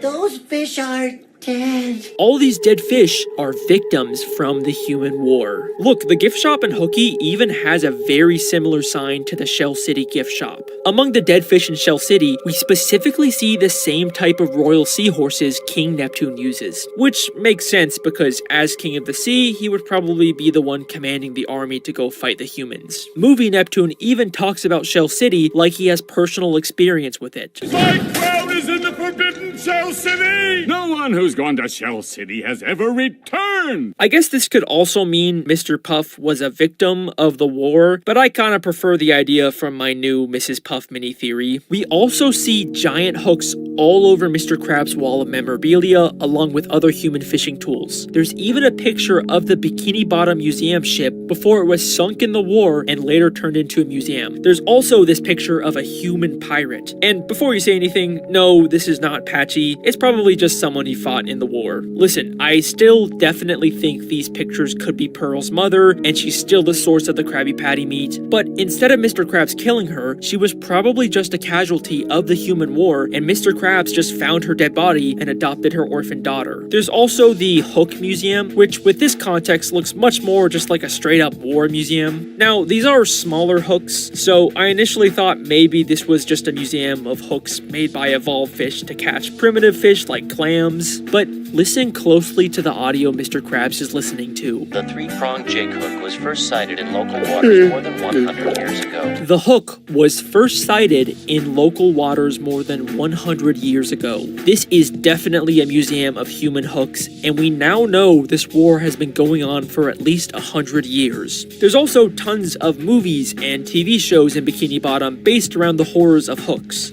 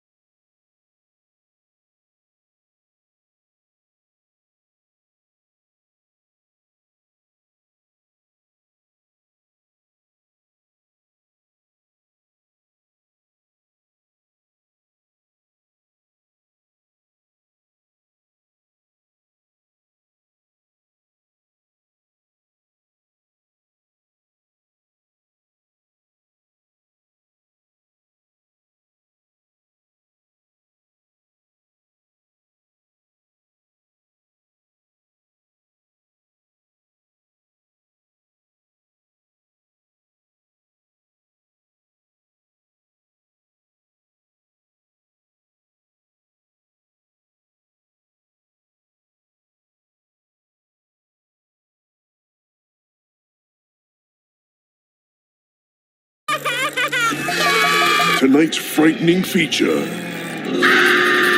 The idea of this human war is everywhere in the show, and it's played a big role in shaping the culture of Bikini Bottom. But here's the strange thing about all of this. The Bikini Bottom we see today is not at war. The only time we see humans fishing in Bikini Bottom is in this one single episode, and Mr. Krabs even says they're back. They're back! As if this is not a normal occurrence. This implies that the humans previously stopped attacking for some reason. So what ended this great human war that lasted for at least 100 years? Well, clearly humans and fish have a much more peaceful relationship now. The entire SpongeBob SquarePants show is made by humans with the help of certain fish, including Mr. Krabs, who used to fight against them. What if the reason why the war ended was because of this show? The original human research team that was mentioned in the SpongeBob Pitch Bible showed the world that Bikini Bottom had extremely intelligent life and proved that instead of killing the fish, they could peacefully profit off of them by making their lives into a TV show. SpongeBob doesn't even know it, but I think he might be the reason why a 100-year-long brutal war between humans and fish has come to a peaceful end. And that is the human war theory.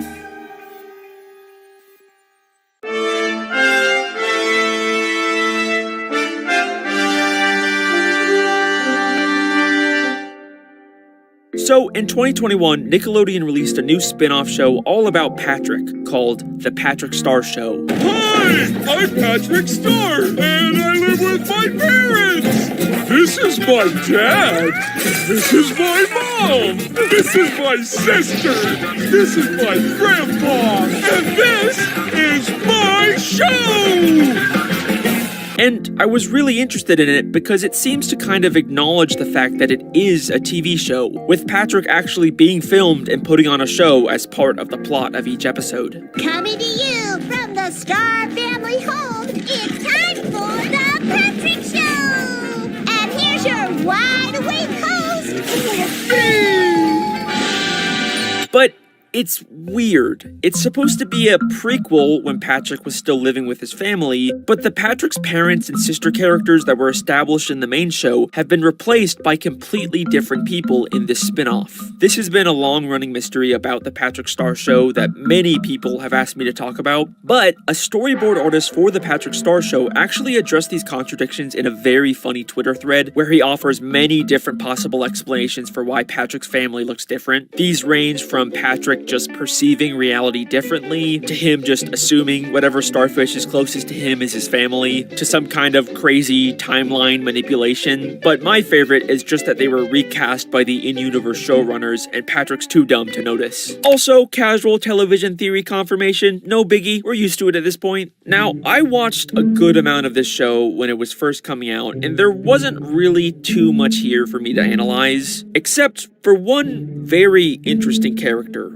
Grandpat, and it ties directly in with my Neptune theory. Grandpat is allegedly Patrick's grandfather, even though we've never heard about him until now. Mom, Dad, who's this guy? I'm your grandfather, Grandpat. Must we do this every morning? He's sort of a generic, cranky old man character who's apparently somehow been alive since prehistoric times. Back in my day, we were food. It was way back in the Patrolithic period of early cave stars. But he's not really that notable or interesting of a character, or that's at least what I thought, until I noticed something strange in the episode Squidina's Little Helper. Sounds like we're doing a puppet show. Follow me. The secret crawl space runs all over the house. As characters move through a crawl space in Patrick's house, one of them briefly opens the door and finds a weird secret room full of Roman architecture with Grandpat inside. Who's a hungry boy?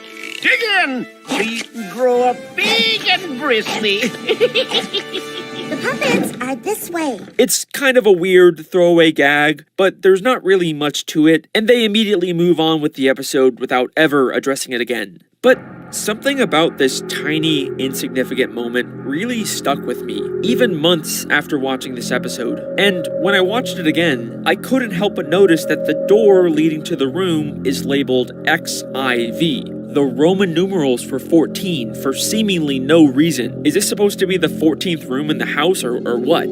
But then I remembered we've heard the number 14 before in the season 4 episode, Krusty Towers. This room is hideous. Redesign it. Neptune the 14th will be nice. What? King Neptune is also referred to as the 14th. Is it possible that there's some sort of connection between Grandpat and King Neptune? I mean, that's even the way you would write a king's ordinal number, with the Roman numerals XIV. Also, the room is full of fancy royal Roman architecture, and the way Grandpat is relaxing and eating grapes like a king. Hear me out, hear me out.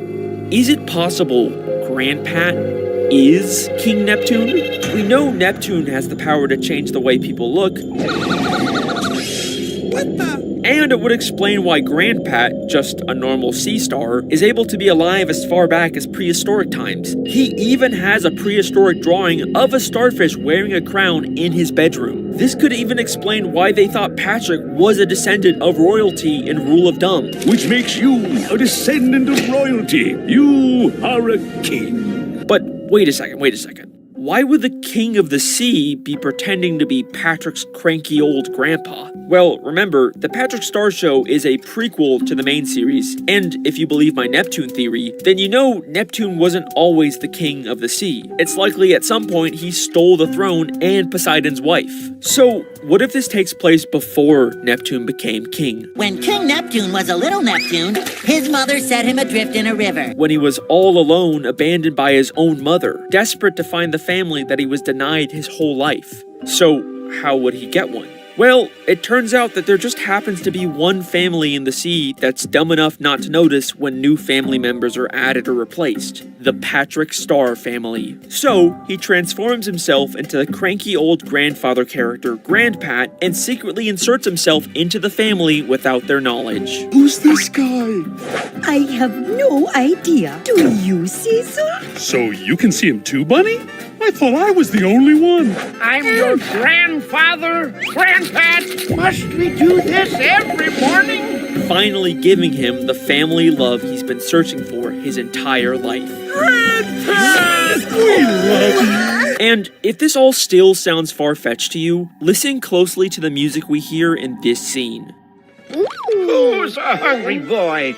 Dig in so you can grow up big and bristly. This small piece of music is called Roman Legions, composed by John Kakavas, and it was used only one other time in SpongeBob. Who's a hungry boy? Behold Neptune, god of the sea, with his mighty trident. In the Season 10 episode, Trident Trouble, when they are introducing none other than King Neptune the 14th. Grandpat is King Neptune. And that is the Grandpat theory. Or, at least it was, until they released the episode Neptune's Ball, where we see King Neptune and Grandpat in the same room. Man, I love your show! And I'm really conflicted about this because yes, this obviously debunks my theory. Neptune and Grandpat can't be the same person if they're both in the same room. But then why does all of this evidence feel so specific and intentional? Like, most evidence I find can usually be explained as an Easter egg or a coincidence, but like, I can't think of any other reason why this random room would have the Roman numerals 14 on it. Maybe this was something they were setting up but changed their minds about, or maybe there's some sort of time travel shenanigans going on, because we know Patrick's family has a time machine in this show that they use all the time. Egypt? Or maybe I'm just in denial and I'm overthinking small little random details. Like I've said, these are the theories that didn't make the cut for their own videos, so they're not all gonna be as strong as my main theories. But even if it's unlikely, I'm still gonna hold out hope that maybe I'll be proven right someday. Oh well, on to the next theory.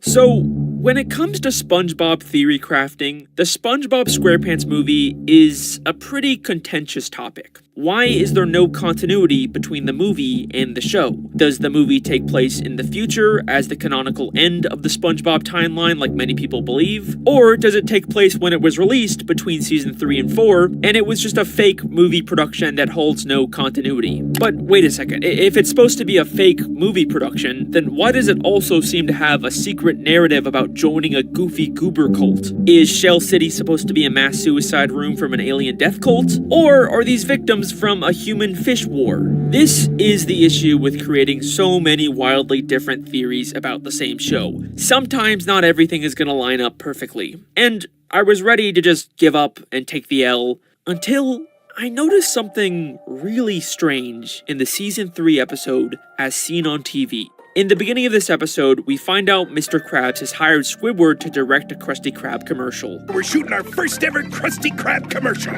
I got Squidward organizing the whole thing. He's, artsy. What the? This looks expensive. But when he sees the production Squidward put on is way bigger than he would need for just a tiny commercial, he scraps the whole thing and shoots a lower budget one himself. But there is something very strange about the production Squidward was directing. Squidward's set has a second Krusty Krab, just like the SpongeBob movie. Well, how do you explain that? A second Krusty Krab? What inspired you to build a second Krusty Krab right next door to the original? Okay, that's a weird coincidence, but whatever. But that's not all. Squidward's production also has the same giant leg with a heel and fishnet stockings that Patrick wears at the end of the SpongeBob movie. That's right, keep moving! Like, they're not exactly the same, but you gotta admit, this is starting to feel a little too specific to be a coincidence, right?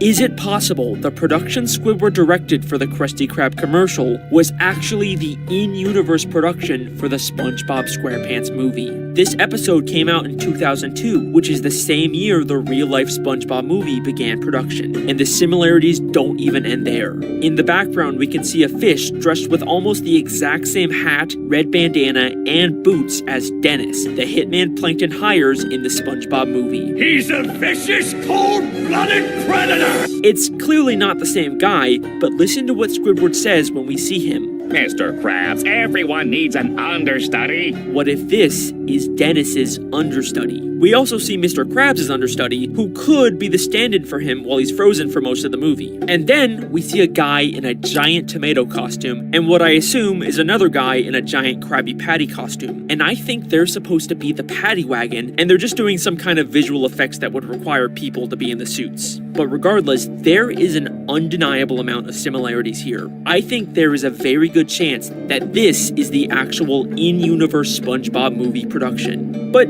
if that's all true, then why are they pretending like this is all just a commercial for the Krusty Krab? We're making the commercial, Mr. Krabs. Well, remember, in my television theory, most of the characters don't know they're inside of a semi-scripted TV show or movie. It's a big secret the showrunners are keeping from them. So obviously they would want to come up with some sort of cover story to keep this production a secret from the unaware characters like SpongeBob. Squidward even has SpongeBob bury himself in this episode to keep all the behind-the-scenes production a secret. What are you doing, lad? Squidward said I could help by burying myself. So that means Squidward is not only a spy who's part of the television theory cover-up, but he's also the director of the SpongeBob SquarePants movie. And I know that sounds a little strange. Why would they choose Squidward, of all people, to direct this movie? And even if he was chosen for some reason, does this movie really feel like it was something Squidward made? Like, one of the main things we know about Squidward is that he is such a self-obsessed narcissist who glorifies himself in all of his art. So why would a movie he directed be any different? Well, what if I told you it's not?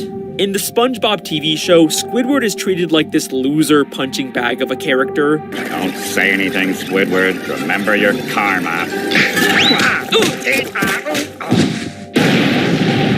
But But in the SpongeBob movie, for the first time ever in all SpongeBob media, Squidward is kind of presented in a surprisingly flattering way. He's the one who's given the promotion of new Krusty Krab manager because apparently he's so much more mature and responsible than SpongeBob, despite us obviously knowing how little care or effort he puts into his job. And when the entire town is dumb enough to wear Plankton's mind control helmets, Squidward is the one character who's smart enough to see through the ruse and figure out Plankton's entire plan. You may have hoodwinked everyone else in this backwater town, but you can't fool me. You set up Mr. Krabs. You stole the crown so Neptune would freeze him and you could finally get your stubby little paws on the Krabby Patty formula. But you made one fatal mistake. You messed with my paycheck, and I'm gonna report you to the highest authority in the land, King Neptune. Like, does that not sound like something Squidward would add to the movie to make himself look better? He even gets this really great monologue at the end of the movie to wrap things up, and it makes him seem so inspiring and poetic. After going on your life-changing journey, you now realize you don't want what you thought you wanted.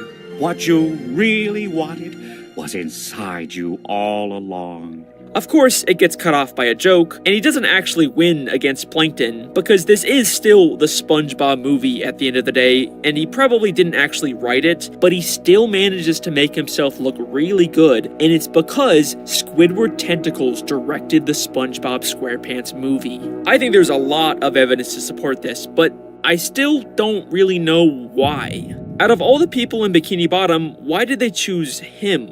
Well, I think it all ties back in with Goofy Goobers. In the season 12 episode, The Goofy Newbie, we see something really strange on one of the tables.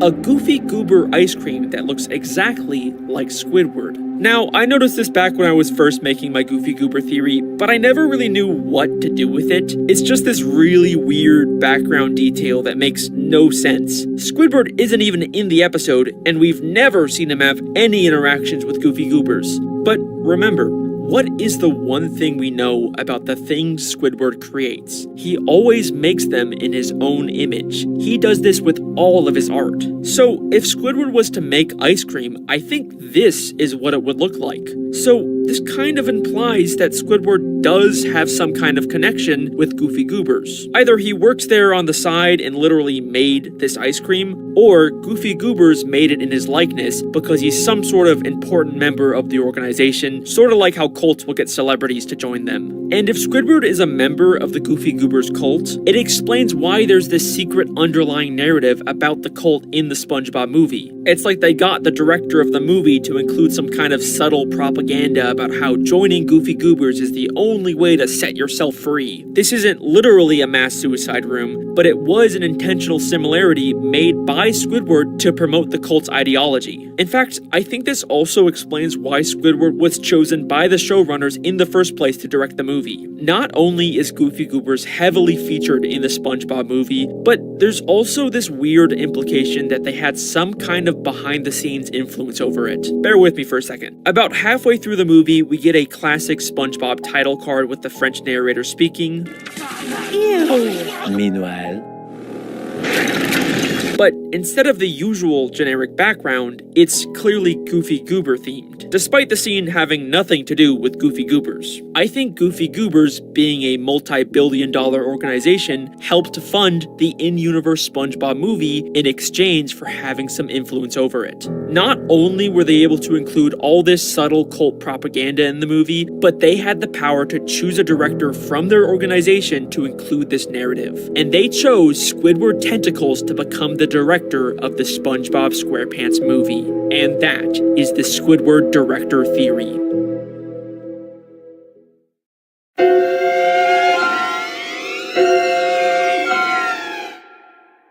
Okay, so the actual most frequent comment I get on any of my videos is, "Where's the jellyfish theory?" And I get it. I tease this whole jellyfish alien invasion theory as sort of a misdirect in Don't Feed the Muse 2. This may be my darkest theory yet.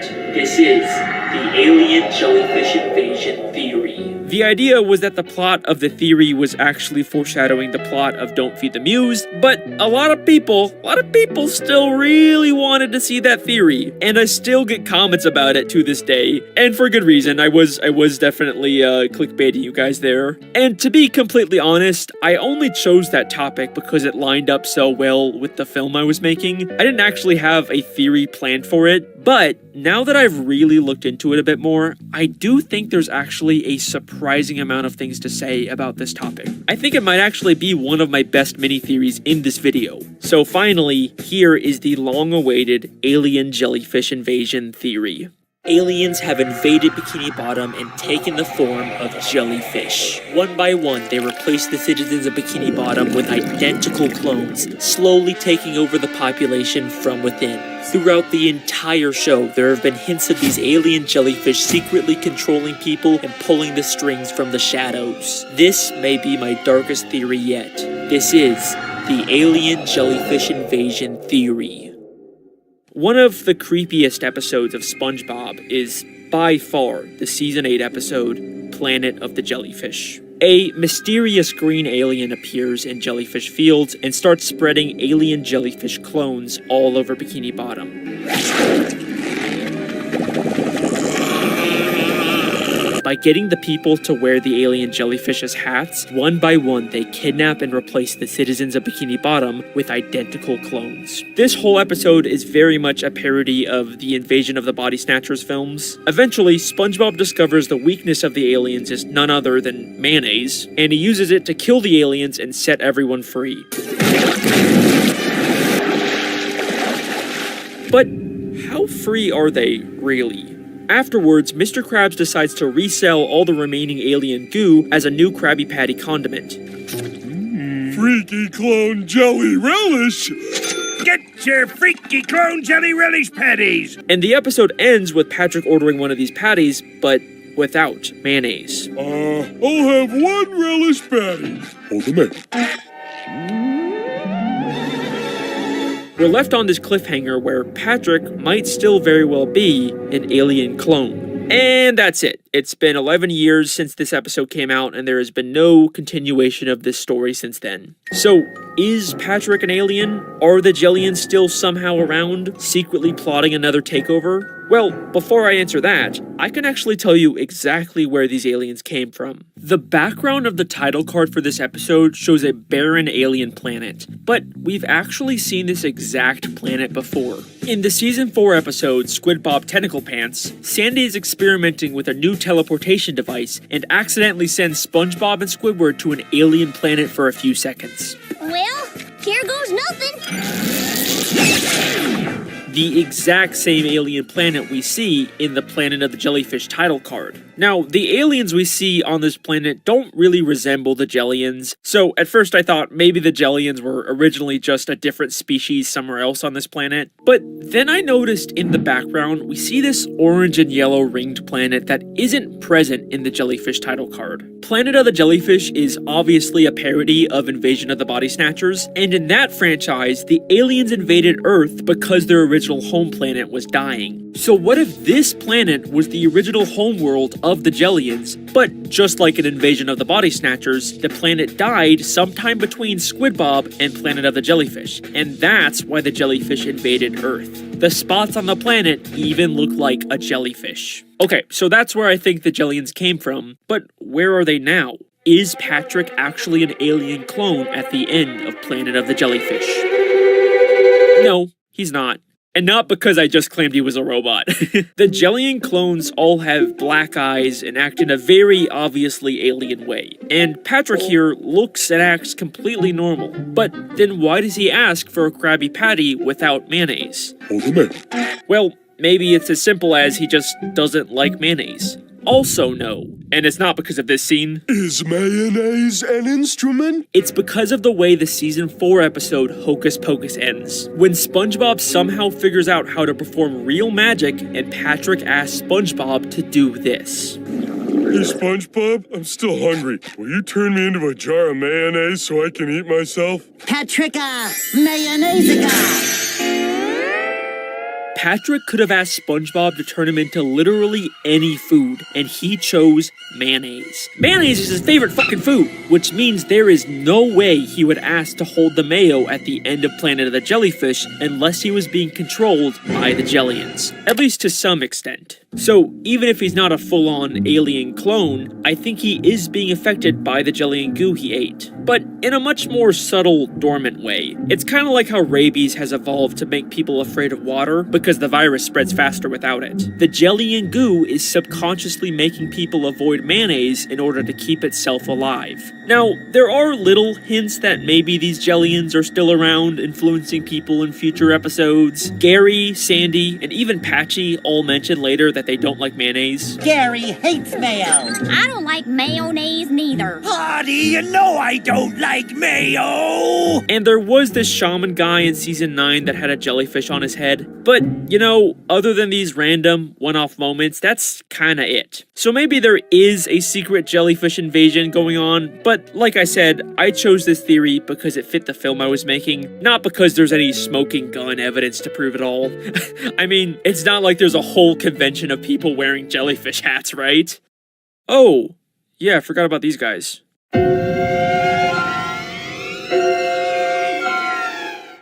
So, in the Season 2 episode, I'm Your Biggest Fanatic, we're introduced to the biannual Jellyfish Convention, where all the jellyfish enthusiasts in Bikini Bottom can meet up and enjoy their hobby. Wow, I can't believe it. We're actually here at the biannual Jellyfish Convention. Jellyfish are awesome. Now, there were people wearing jellyfish hats here before the Jellyfish Invasion episode, but it's maybe like 10% of the people. But 4 seasons after Planet of the Jellyfish, we get an episode called Jolly Lodgers where we see the convention again, and literally like 99% of the people there are wearing jellyfish hats now.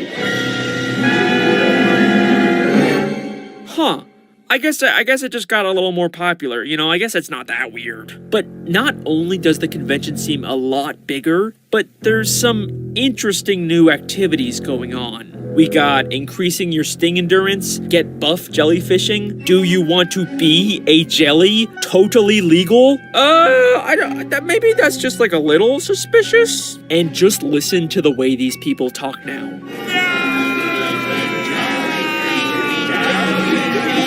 You belong with us now. Okay, these guys are Jellians. They even surround Squidward in the exact same way the Jellians surrounded SpongeBob and Sandy. Look, the creators literally recreated the shot.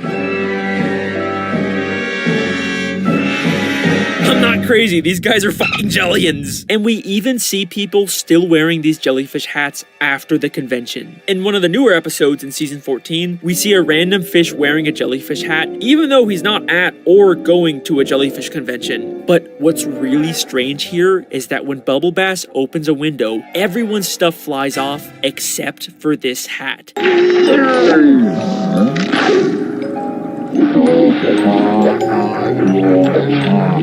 It is really stuck on there. It really feels like there is some kind of alien clinging to his head. We also see Kevin's fan club, the Jelly Spotters, again in season 14, except now they've all got jellyfish hats, and they've replaced their leader, Kevin, with Patrick. He got kicked out of the club years ago! Which kind of makes sense since Kevin can't really wear a jellyfish hat since he's got that thing on his head. I didn't know this was a hat. It wasn't. So they got someone else who the aliens could actually replace to be in charge. It makes sense. The Jellians are back, and they're using this convention to secretly add people to their alien hive mind collective. In fact, I'm even pretty sure that they successfully replaced Squidward in this episode. Throughout this episode, Squidward is trying to escape this convention, but they keep cornering him and even force him to wear a jellyfish hat. Welcome to me. But then, at the end of this episode, he finds an empty jellyfish mascot costume and decides to use it as a disguise to escape. Say, if I put that dumb thing on, I can sneak out of here without anybody knowing it's me. And it pretty much works. He manages to get away from everyone else. I've got peace and quiet. I've got peace and quiet. But wait a second. Let's go back to the establishing shot at the very beginning of this episode.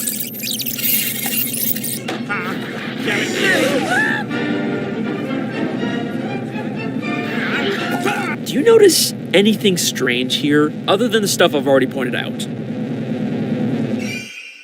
Hidden in the bottom right corner is the jellyfish mascot Squidward will eventually put on. But if that's the case, then why can we already see Squidward's feet coming out of it? This is way before Squidward puts on the costume to escape. We literally see him outside of the costume in the very next shot. Squidward can't also be here unless they already made an alien clone of Squidward, and at some point during the episode, they switch places. Squidward and everyone here has been replaced by the alien jellyfish invasion. And also replaced by the robot invasion, and also brainwashed by Goofy Goobers, and also being secretly controlled by the showrunners. A lot of people are trying to take over Bikini Bottom, okay? There's your jellyfish theory, you could stop commenting about it.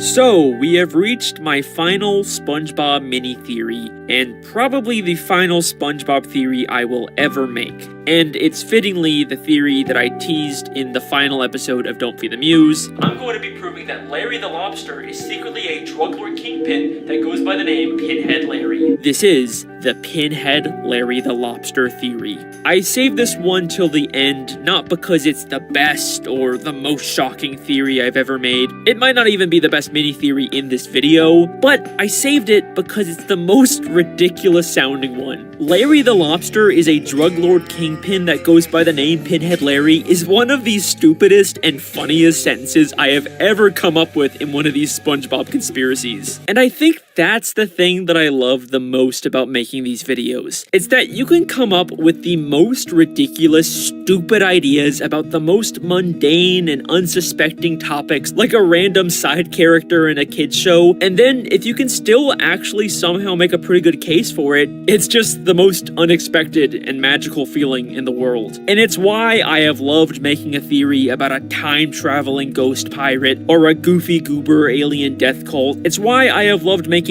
each one of these theories, and why I'll continue to make theories about other stupid, unsuspecting, mundane topics after this. It's been a wild ride. Let's begin our final SpongeBob theory.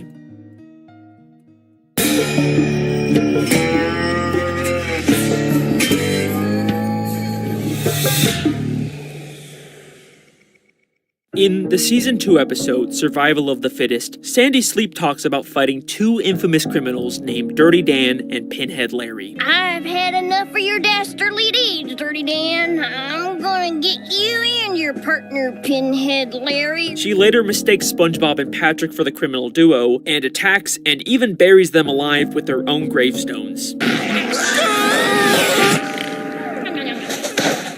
It's obviously an iconic episode, but I've always wondered who exactly were Dirty Dan and Pinhead Larry. All right, Pinhead, your time is up. Who you calling Pinhead? Were they real people, or were they just someone Sandy made up? Are they legendary outlaws she heard about, or someone she actually fought from her past? It's a hard question to answer because they're really only mentioned in this one episode. The best we get later on is the words "Dirty Dan was here" written in graffiti on the back of a gym. Or that's at least what I thought, until I saw the Season 11 episode, Shopping List, where SpongeBob and Sandy travel to a snowy mountain and we briefly see them pass by two graves labeled Dirty Dan and Pinhead Larry. So we know they were definitely real people. Now, in the episode, Sandy seems kind of familiar with this area, and these are the exact same graves she recreated for SpongeBob and Patrick. So this seems to be implying that her dream was actually based off of a real memory of her fighting and killing Dirty Dan and Pinhead Larry here.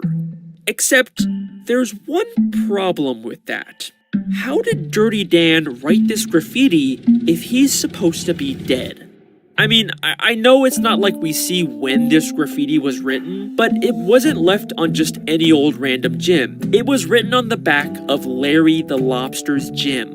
A gym that we saw Larry open in Season 9. What you see before you is the culmination of my lifelong dream, Larry's Gym. Yeah! meaning this graffiti must have been written long after Sandy would have fought and killed Dirty Dan and Pinhead Larry. So, how is this possible? How could Dirty Dan write this on Larry's gym if he's supposed to be dead? I think this means that the real Dirty Dan and probably also Pinhead Larry are not actually dead. They probably faked their deaths and are alive somewhere in Bikini Bottom. But where, and more importantly, who are they?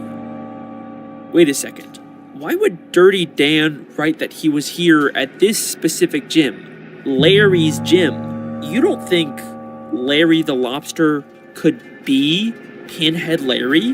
That sounds stupid. Or does it? I mean, it would explain why Dirty Dan would risk exposing that he's still alive at a place Sandy probably frequents. Maybe he's leaving a message for his former criminal partner. Okay, let's not get ahead of ourselves. So, they're both named Larry, and you definitely could say he has a pin-shaped head. But Larry is friends with Sandy, and he definitely isn't a criminal, right? Maybe we need to take a closer look at our lobster friend. So, I rewatched every single appearance of Larry the Lobster in all 14 seasons of SpongeBob, and here's what I learned. Larry cares a lot about staying in shape and working out, to an obsessive degree. My latissimus dorsi has gone flabby. I've got to get to a rowing machine. He also hates when anyone else is out of shape and will do anything in his power to help them get fit. Those poor people. Someone needs to whip them into shape. Looking out at this sea of flaccid muscles and sagging flesh, frankly, I'm disgusted. Push it! Push it! Apparently, he was also raised by these two old fish. But you guys are way too old and unsightly for my beach. So polite. Just like we raised him. And to further confirm this, the same old lady fish later says this during the Alaskan bullworm incident. We should call my nephew. Sounds like she could definitely be referring to Larry here, so I do think they're supposed to be his aunt and uncle. We also know he loves protein shakes. Protein shakes saved my life, bro. He used to be a lifeguard, but recently fulfilled his lifelong dream of opening up a massive gym. The culmination of my lifelong dream! A place of my own where I can work out every day, anytime I want! He's not the most complex character, and there's definitely nothing here to indicate that he's the former infamous outlaw Pinhead Larry. Except for one teeny tiny detail in the season 12 episode, The Nitwitting. In this episode, we very briefly see Larry working out at his gym, but we can clearly see that he's drinking a kelp shake. And that wouldn't mean anything to you unless you remembered the season 4 episode, Best Frenemies. In this episode, a new restaurant opens up selling something called a kelp shake. A new store! On my block! Everyone's enjoying a delicious kelp shake. They pop up out of nowhere, and we never find out who was really running them. The kelp shakes have an initial bad taste, but they are extremely addictive. This tastes like a wet gym sock. Hey, this ain't half bad. This is amazing. Like, to the point where people basically get hooked on it like a drug. Crabs, we're all out of juice. Well, we gotta get more. The Kelp Shake restaurant is later shut down, and the shakes are banned because apparently they have some kind of radioactive material in them. What's happening to me? It'll take decades to clean this hazardous material up. I sure feel sorry for whoever drank this. But then why does Larry have the same banned kelp shake 8 seasons later? Maybe this is just a random throwaway Easter egg? I mean, we never see him with a kelp shake again, just the generic protein shakes. Except, let's take a closer look at those protein shakes. In the season 11 episode, Larry the Floor Manager, Larry briefly takes over as manager of the Krusty Krab and turns it into a gym. Now we only serve salad and protein power shakes. He forces SpongeBob to sell protein shakes, and even though the cups look different, the color of the liquid is the exact same as the kelp shake. They even seem to have the same initial bad taste. You like? No, Larry. No. I think every time Larry drinks or sells a kelp shake, he is actually selling the illegal, addictive kelp shakes from Best Frenemies. Now, we never see anyone grow any green hair, but knowing what we know about Larry, there's no way he would be drinking it himself if it had the same side effects. I think Larry was the one behind the original kelp shake restaurants. But after they were banned, he tweaked the recipe and started secretly reselling them as rebranded protein shakes. How else do you even explain Larry having the same kelp shake here 8 seasons after they were banned unless he's the one making them? In Squid Plus One, he even admits that he's the one who makes his protein shakes. I just need to stop by the apartment and make myself a protein shake. This explains how a lifeguard could suddenly afford to open a massive gym. He's secretly a kelp shake drug lord kingpin. And if you still don't believe me, we see Larry standing next to a protein shake store called Protein Fiend that has a green kelp logo and the word kelp shake on the sign, clearly referencing the kelp shakes. And this is also the episode with the Mrs. Puff newspaper, so you know the creators were like in a hiding lore mood. There are too many connections here for this to be a coincidence. Larry the Lobster is the criminal mastermind behind the kelp shakes.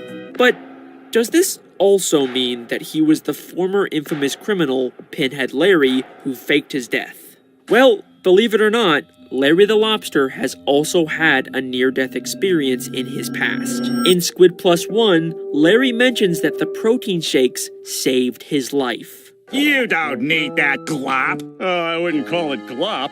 Protein shakes saved my life, bro. Like, what does that even mean? Okay, hear me out.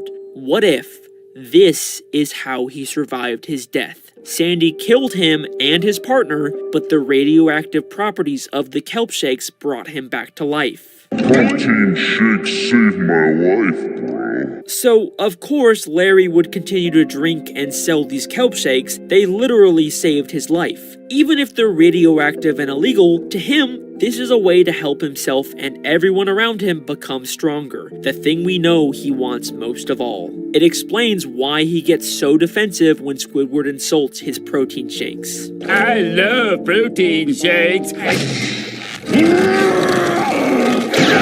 Okay, but there's still an obvious issue here. If Sandy killed Pinhead Larry, why doesn't she recognize him now? Well, I think we get a possible explanation to this in the Camp Coral spin-off episode, Game Night, where the camp counselors play a board game called Lobster Trap. If you take away the beard and the eye patch, the lobster on the box looks exactly like Larry, a direct clue about Larry the Lobster being a criminal. Just like that Flying Dutchman game, I think this game is based on the real legendary criminal Pinhead Larry. This explains why Sandy wouldn't recognize Larry the Lobster. Either this is a criminal disguise he wore, or, and I'm just speculating here, it's actually what he used to look like and the healing properties of the kelp shake fixed his eye. And if you're still not convinced about Larry's criminal connections, I've saved my best evidence for last. Remember that old lady that raised Larry? So polite. We should call my nephew. She's just a sweet old lady. There's no way she would have raised a criminal mastermind, right? Well, in the Season 9 episode, Patrick Man, she is revealed to be none other than the Dirty Bubble. Oh, dear.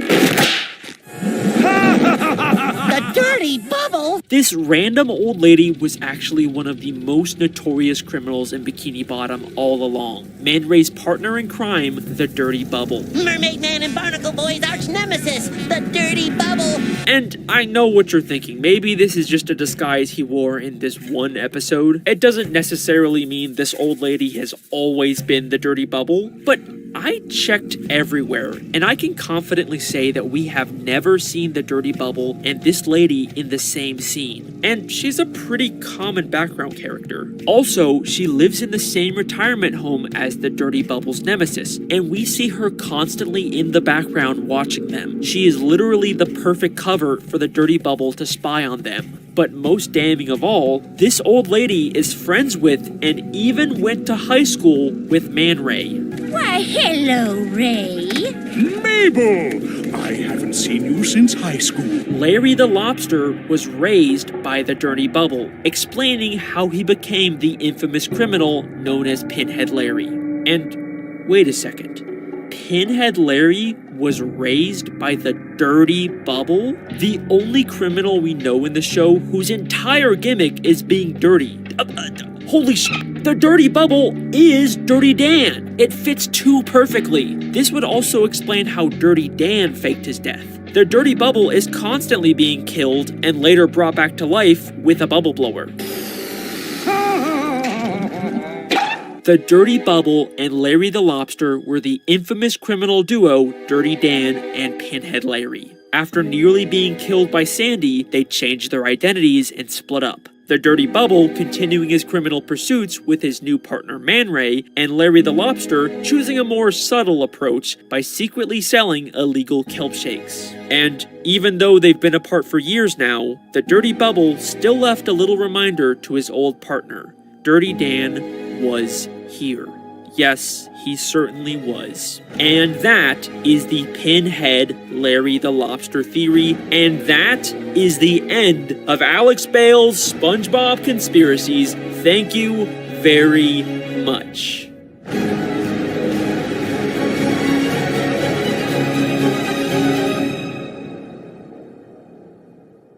Okay, I'm done. That is every possible SpongeBob theory I can think of. I got no more. I have fully emptied my brain of every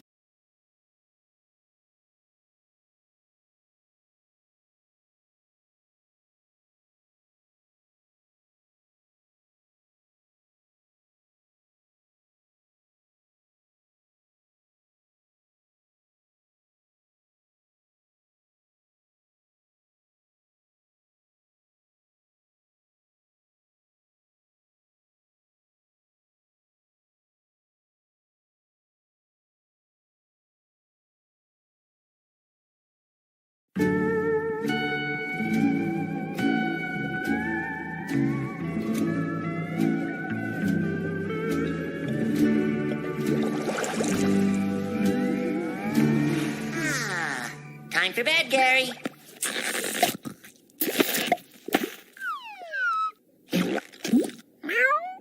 Oh, Gary, you know what they say. Curiosity salted the snail. Mind your wandering eye, you little mollusk. Sweet dreams, Gary.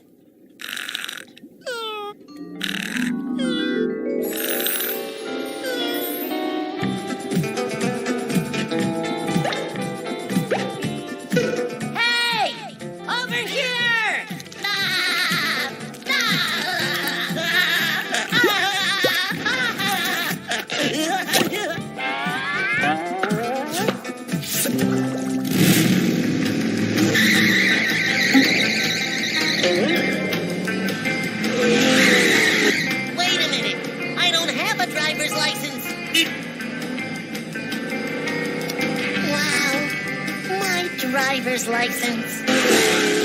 I can't believe it. I sure take a good picture.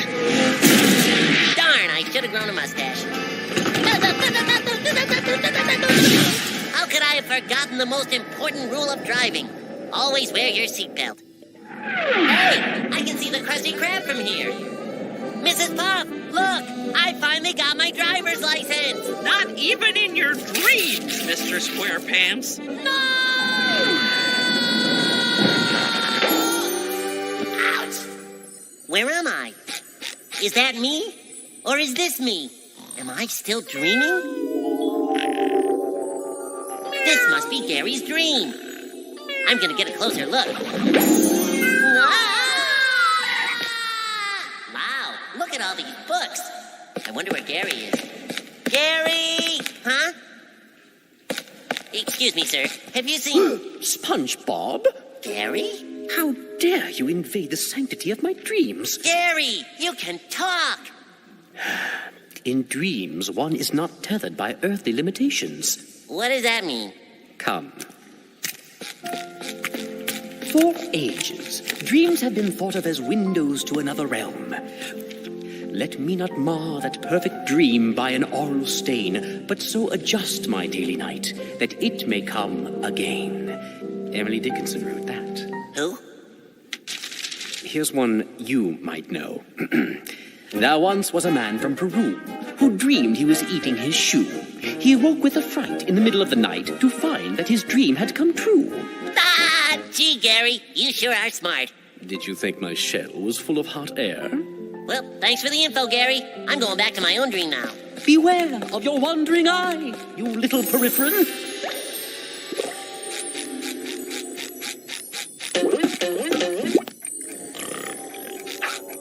I wonder what Patrick's dreaming. I can't resist.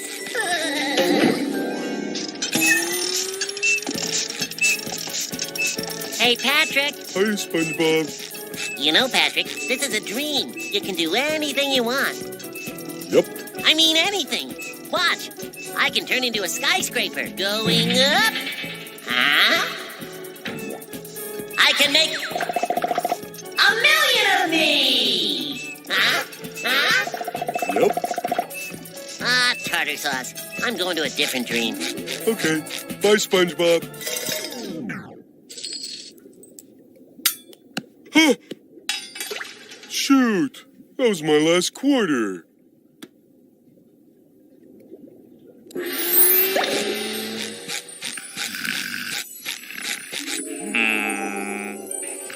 This is gonna be good.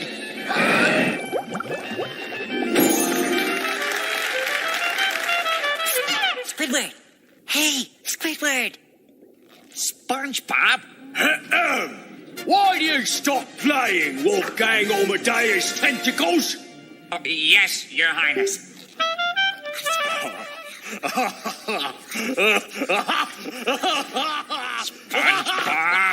Hey! I have not instructed you to stop!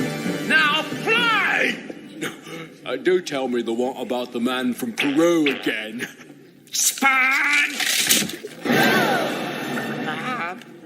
I came here to hear beautiful music. If I don't get my wish, it'll be your head! Squidward! Huh? No way.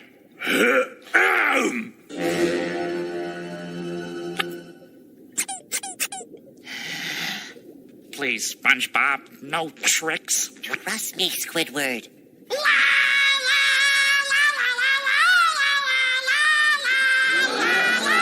SpongeBob! Why have you stopped playing that wonderful music? His music touches me ever so. I fear that my tears might stain my petticoat. Thank you, thank you, thank you. What is this instrument that produces such lovely sound? So long, Squidward!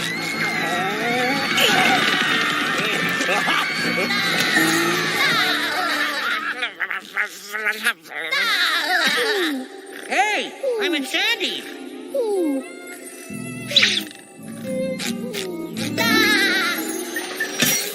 This looks neat. I wonder. Hey, SpongeBob, what brings you here? Hey, Sandy, what's going on? Well, we're free falling from 114,000 feet, and we're going to land on that itty-bitty target. This seems kind of dangerous. Not as long as you got a big old parachute. Okay. Not parachute, SpongeBob, parachute. Gotcha. Not a parakeet. Medic. Ouch. All right, that's it. No more messing with people's dreams. Hey, Mr. Krabs.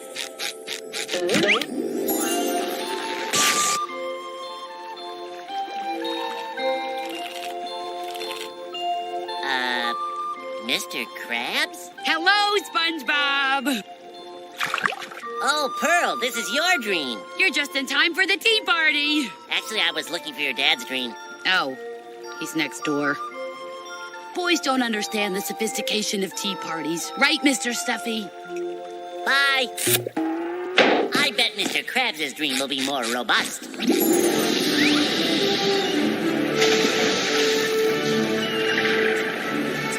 Get to know you, slippery demon. You're putting up a good fight. Yes, you are.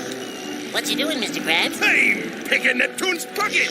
What are you talking about? I'm talking about cold, hard flipping cash. It's the mighty movie dollar. You see her, boy? I got her. Here she comes.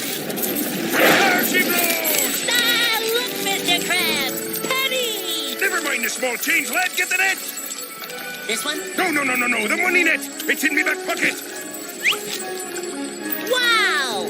You look real good with a mustache, Mr. Krabs. Never mind that, boy. Ready the net? Net ready, sir. I did it. I finally did it. Congratulations, Mr. Krabs. No, SpongeBob! Don't let it go! Get it, SpongeBob! Get it! Hey, come back! No! This'll make a great fish story, eh, Mr. Krabs? Oh, SpongeBob. Yes, Mr. Krabs. You're fired!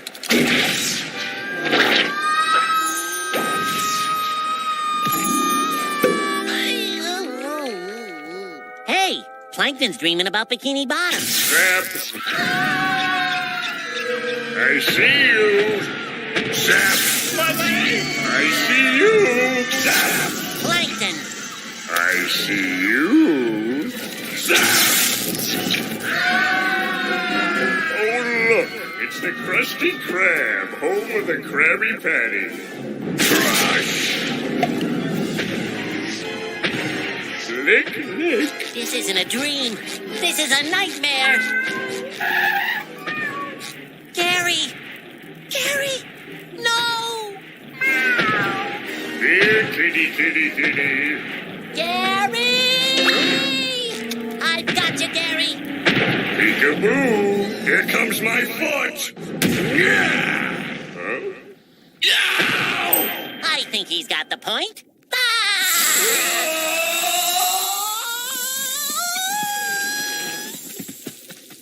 Well, I guess I've got some explaining to do, huh? No, not the face!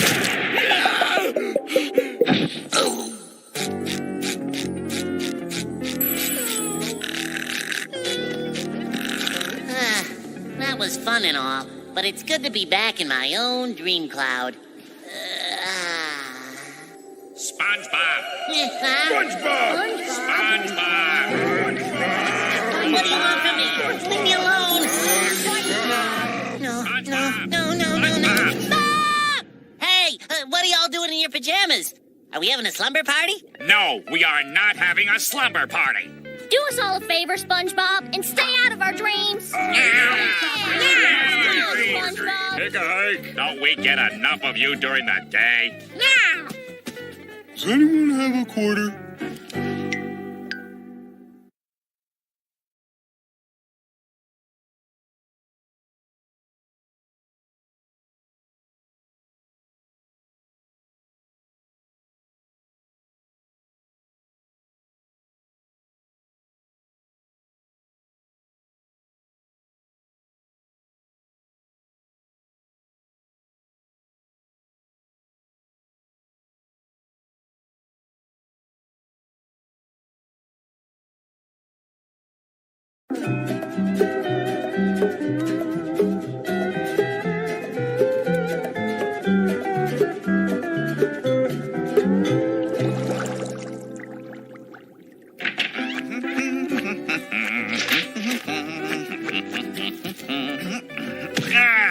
Time to relax.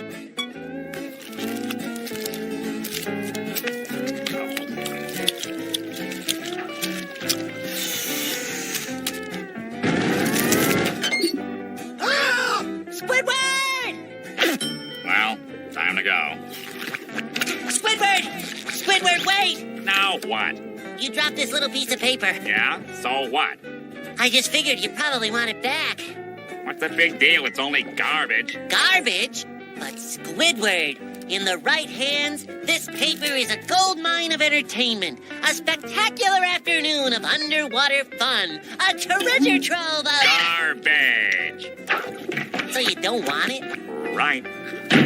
Does that mean I can have it? Yes, by all means, take it. Hello? You sure? Yes! For the final time, I don't want that paper. It's yours forever and ever.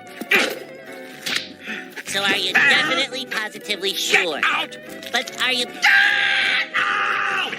Last chance to change your mind, Squidward. Take it, SpongeBob. Take it, please. And promise me, no matter how much I may beg and plead and cry, don't give that paper back to me. Ever. So I take that as a possible no? Squidward? Squidward? Squidward? Okay, Squidward. That's a promise I'll just have to keep. Ah, Mr. Paper. I am so lucky to have a friend like Squidward. SpongeBob.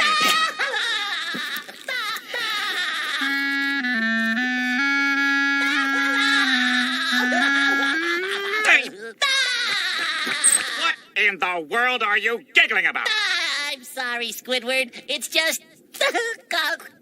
It's just that I'm thinking of all the fun I'm gonna have with this piece of paper. How can anyone have fun with just a piece of paper?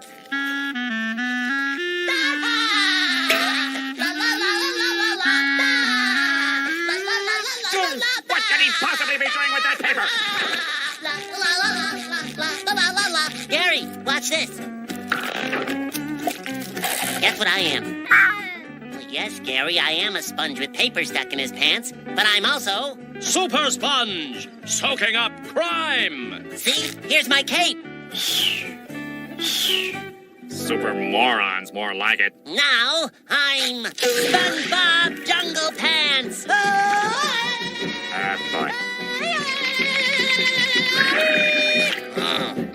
SpongeBob Jungle Pants summon animal friends.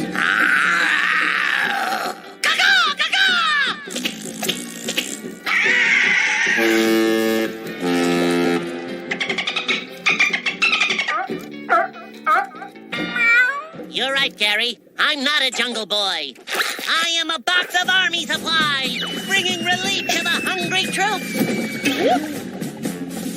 Landing just in time for the bullfight. Toto, Gary. Toto, Gary. Toto. Hey, hooray! Now for some impressions. A guy with a mustache. Look at me, I'm a guy with a mustache. A pirate with an eye patch. Arr, I'm a pirate. A regular guy with an eye patch. Arr, I am not a pirate. Do a big yellow idiot with a stupid piece of paper.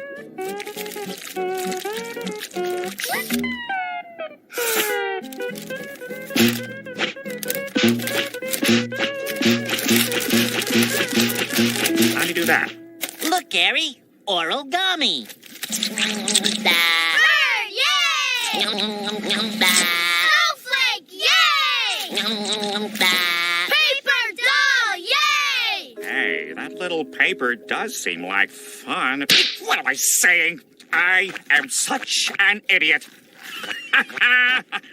SpongeBob, honestly, and his dumb paper. You call that fun? Now reading boring Science Digest, that's fun. Erosion. Mitosis.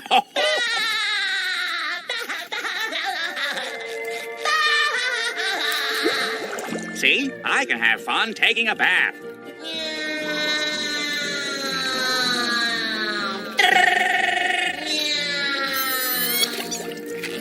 Painting fruit. There's nothing more fun than painting fruit. This is more fun than anything.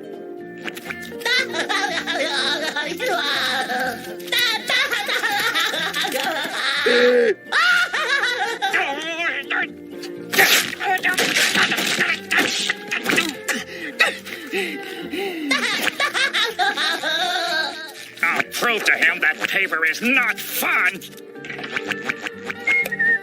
I'm having fun, la la la. Isn't it great? La la la la la. La la la la la. Okay, SpongeBob, top this one. Hey, little Squidward, what's gray and ugly and has 6 arms? I don't know, but have you looked in the mirror lately? What are you... Oh, that's a good one, Squidward. Now let me try. Have you heard any good jokes, Mr. Paper? What happened to the paper that fell in the ocean? I don't know. What happened to the paper that fell in the ocean? It was all washed up!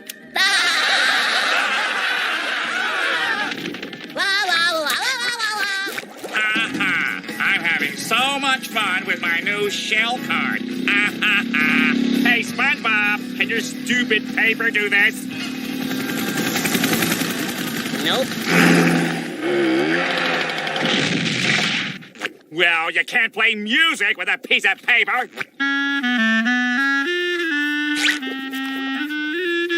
Hooray! Hooray! That was great, Squidward. All those wrong notes you play made it sound more original. What? I didn't play any wrong notes. Yeah, see, you're playing it like this. When ordinarily it goes like this. I'm partial to doing it in the key of A minor myself.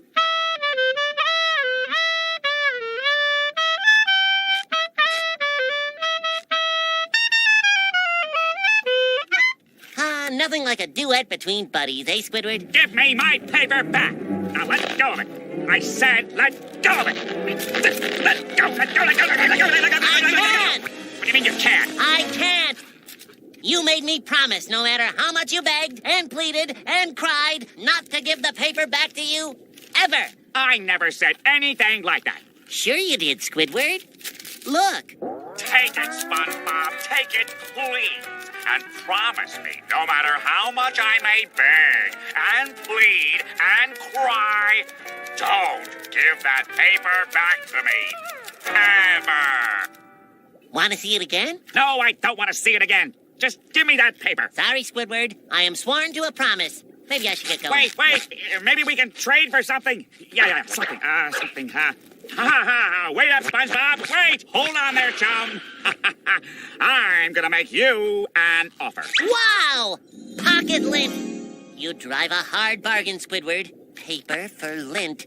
Not the lint. The rubber band. The rubber band? Do I dare? Oh, dare. Okay. Oh, I get it. You're just testing me. Don't worry, Squidward. I won't let you down. A promise is a promise. Listen, you. You are not going anywhere until we strike a deal. Gotta get the paper. Squidward. Trade. Hey, listen. Everything must go. Well, that's the last of it. I've given you everything but the shirt off my back. Oh, Squidward, is this still part of the test? Because it's really getting harder and harder to keep my promise. Okay, the shirt. Take it. Take my shirt. Squidward's shirt. I've always loved that shirt. Okay, I'll trade. I can break a promise for this. Squidward, do you want your other stuff? Because this is all I'll need. You can have all that junk, because now I've got this. I've got the paper, you got my useless garbage. I got it. You can't have it. I got it. You're a sucker. You're a sucker. At last. What should we try first, Mr. Paper? Impression. A guy with a piece of paper on his nose. Look at me. I'm a guy with a piece of paper on his nose. Aha! Wait. So. Hala!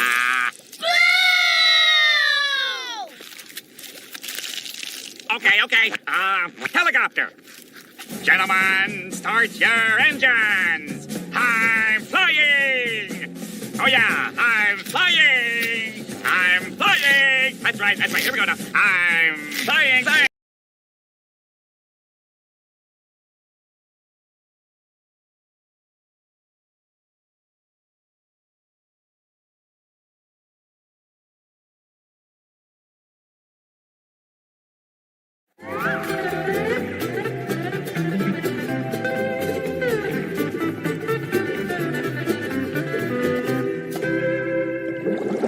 Fishermen have quite an effect on our undersea friends. SpongeBob, have you finished swabbing the deck? Almost. There's a nasty barnacle under table 9. They're back, I tell you! I saw it with my own eyes! Oh, this is very good. The hooks! How about a mint? The hooks! Can you make that to go? You don't know how lucky you are. The hooks! So there I was, minding my own business. I'd love to hear another of your riveting sea tales, but, I have to do my wastebasket inspection.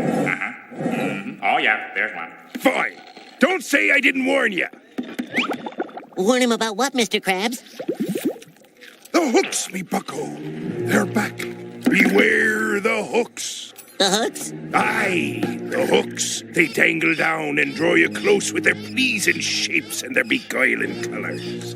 And just when you think you found the land of milk and honey, they grab you by the britches and haul you way up high. Then higher and higher and higher until you're hauled up to the surface, flopping and gasping for breath. And then they cook you, and then they eat you, or worse. What could be worse than that? Gift shops. Don't let it get me, Mr. Krabs. There, boy. They won't get you. Not as long as you listen to old Mr. Krabs. Now get back to the kitchen. Time is money. Aye, Mr. Krabs. Good morning, Krusty Crew. Hey, Patrick. Guess what? The carnival's in town. Come on, let's go. I can't leave now. I'm working. It's not leaving. You're just taking a break. We're going to the carnival. Going to the carnival. We're going to the carnival. Going to the carnival. There it is, SpongeBob. The carnival is back in town. I'm gonna be first in line for everything. Where is everybody? I don't know. There was one kid here earlier. Doesn't look like any carnival I ever... Oh, excuse me. Oh! Stop, Patrick! Don't touch it! This isn't the carnival, Patrick. Those are hooks. Mr. Krabs says they're really dangerous. I sense no danger here.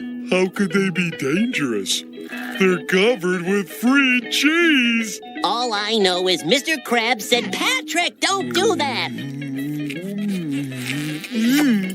Cheesy. No danger here. Go on, try it. But Mr. Krabs said... SpongeBob, let me ask you something. Does this look dangerous?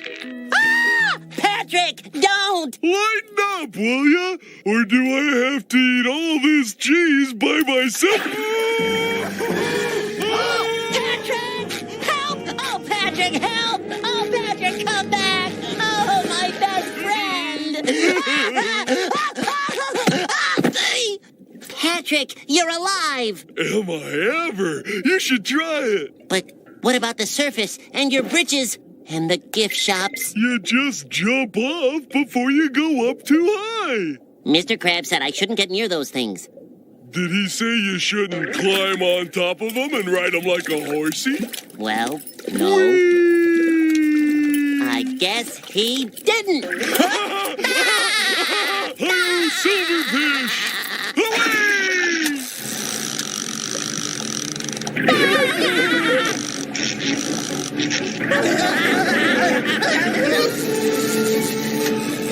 Ready? Ready. This is more fun than double overtime at the Krusty Krab. Hey, you call this food? My sandwich tastes like a fried boot. My sandwich is a fried boot. Hurry it up, will ya? We're hungry over here, look at us. My kids are the yellow guy. That's not how you're supposed to flip it. Why do you want to eat this stuff anyway? Mr. Squidward, what the hell of it's going on in here? It's a feeding frenzy, sir, and SpongeBob's not back from his break. What? I thought you said SpongeBob was taking a break. No one's taken a break at the Krusty Krab since the chum famine of '59. Now, what were you saying? He took a break. All right, SpongeBob Lazy Pants, I'll find you. This nose can smell laziness for up to 10,000 leagues. Aha! I'll give you a break you'll not soon forget. But Mr. Krabs, I still need help! They should be right here. Again? Again! The hooks! No, no, no! 1, 2, 3. Wait!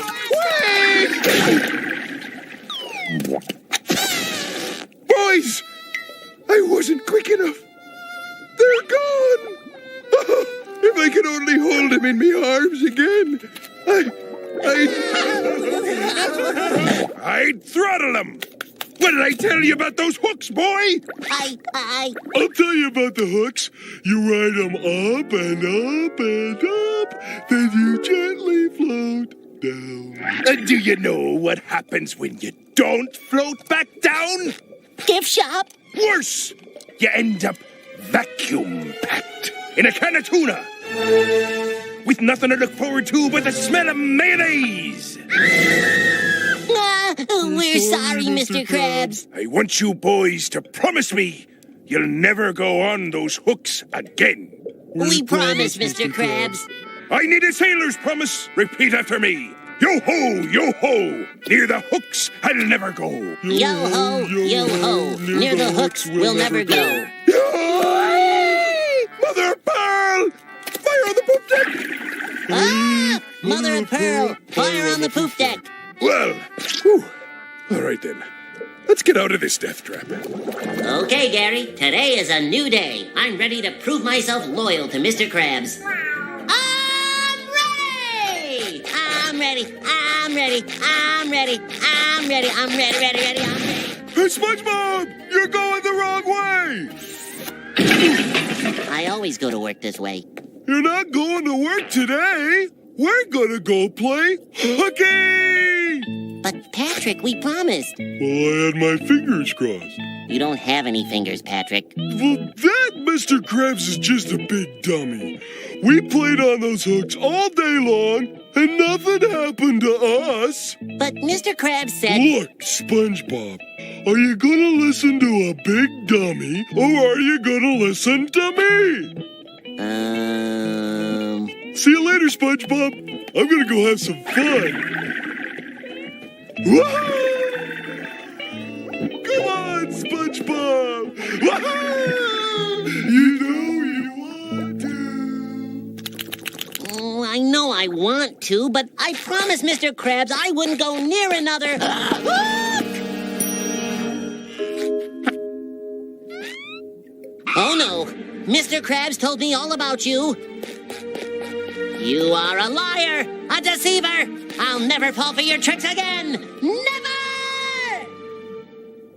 Is this seat taken?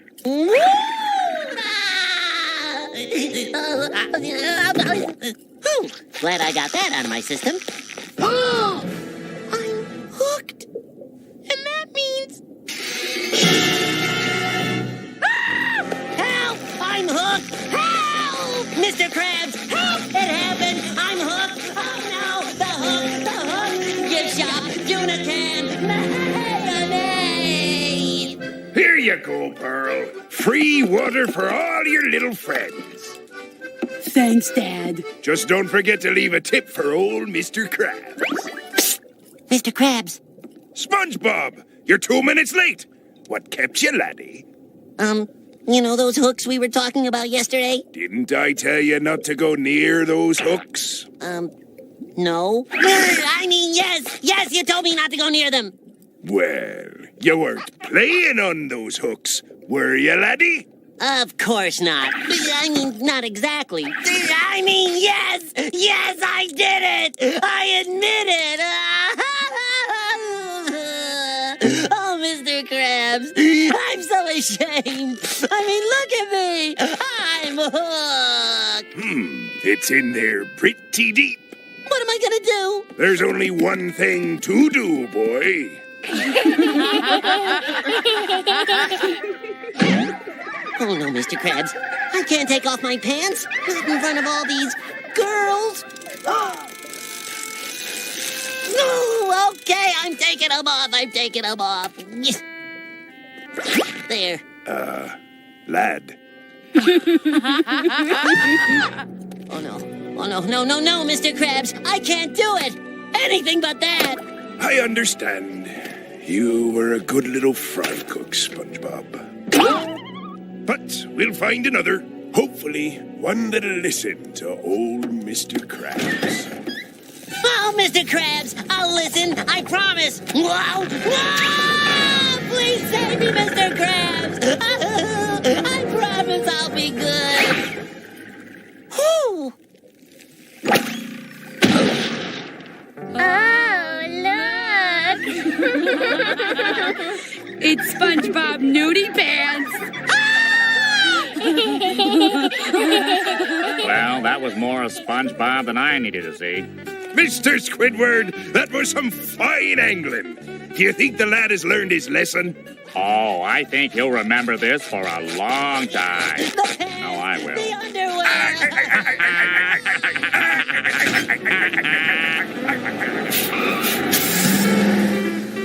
Oh, does somebody have a can opener?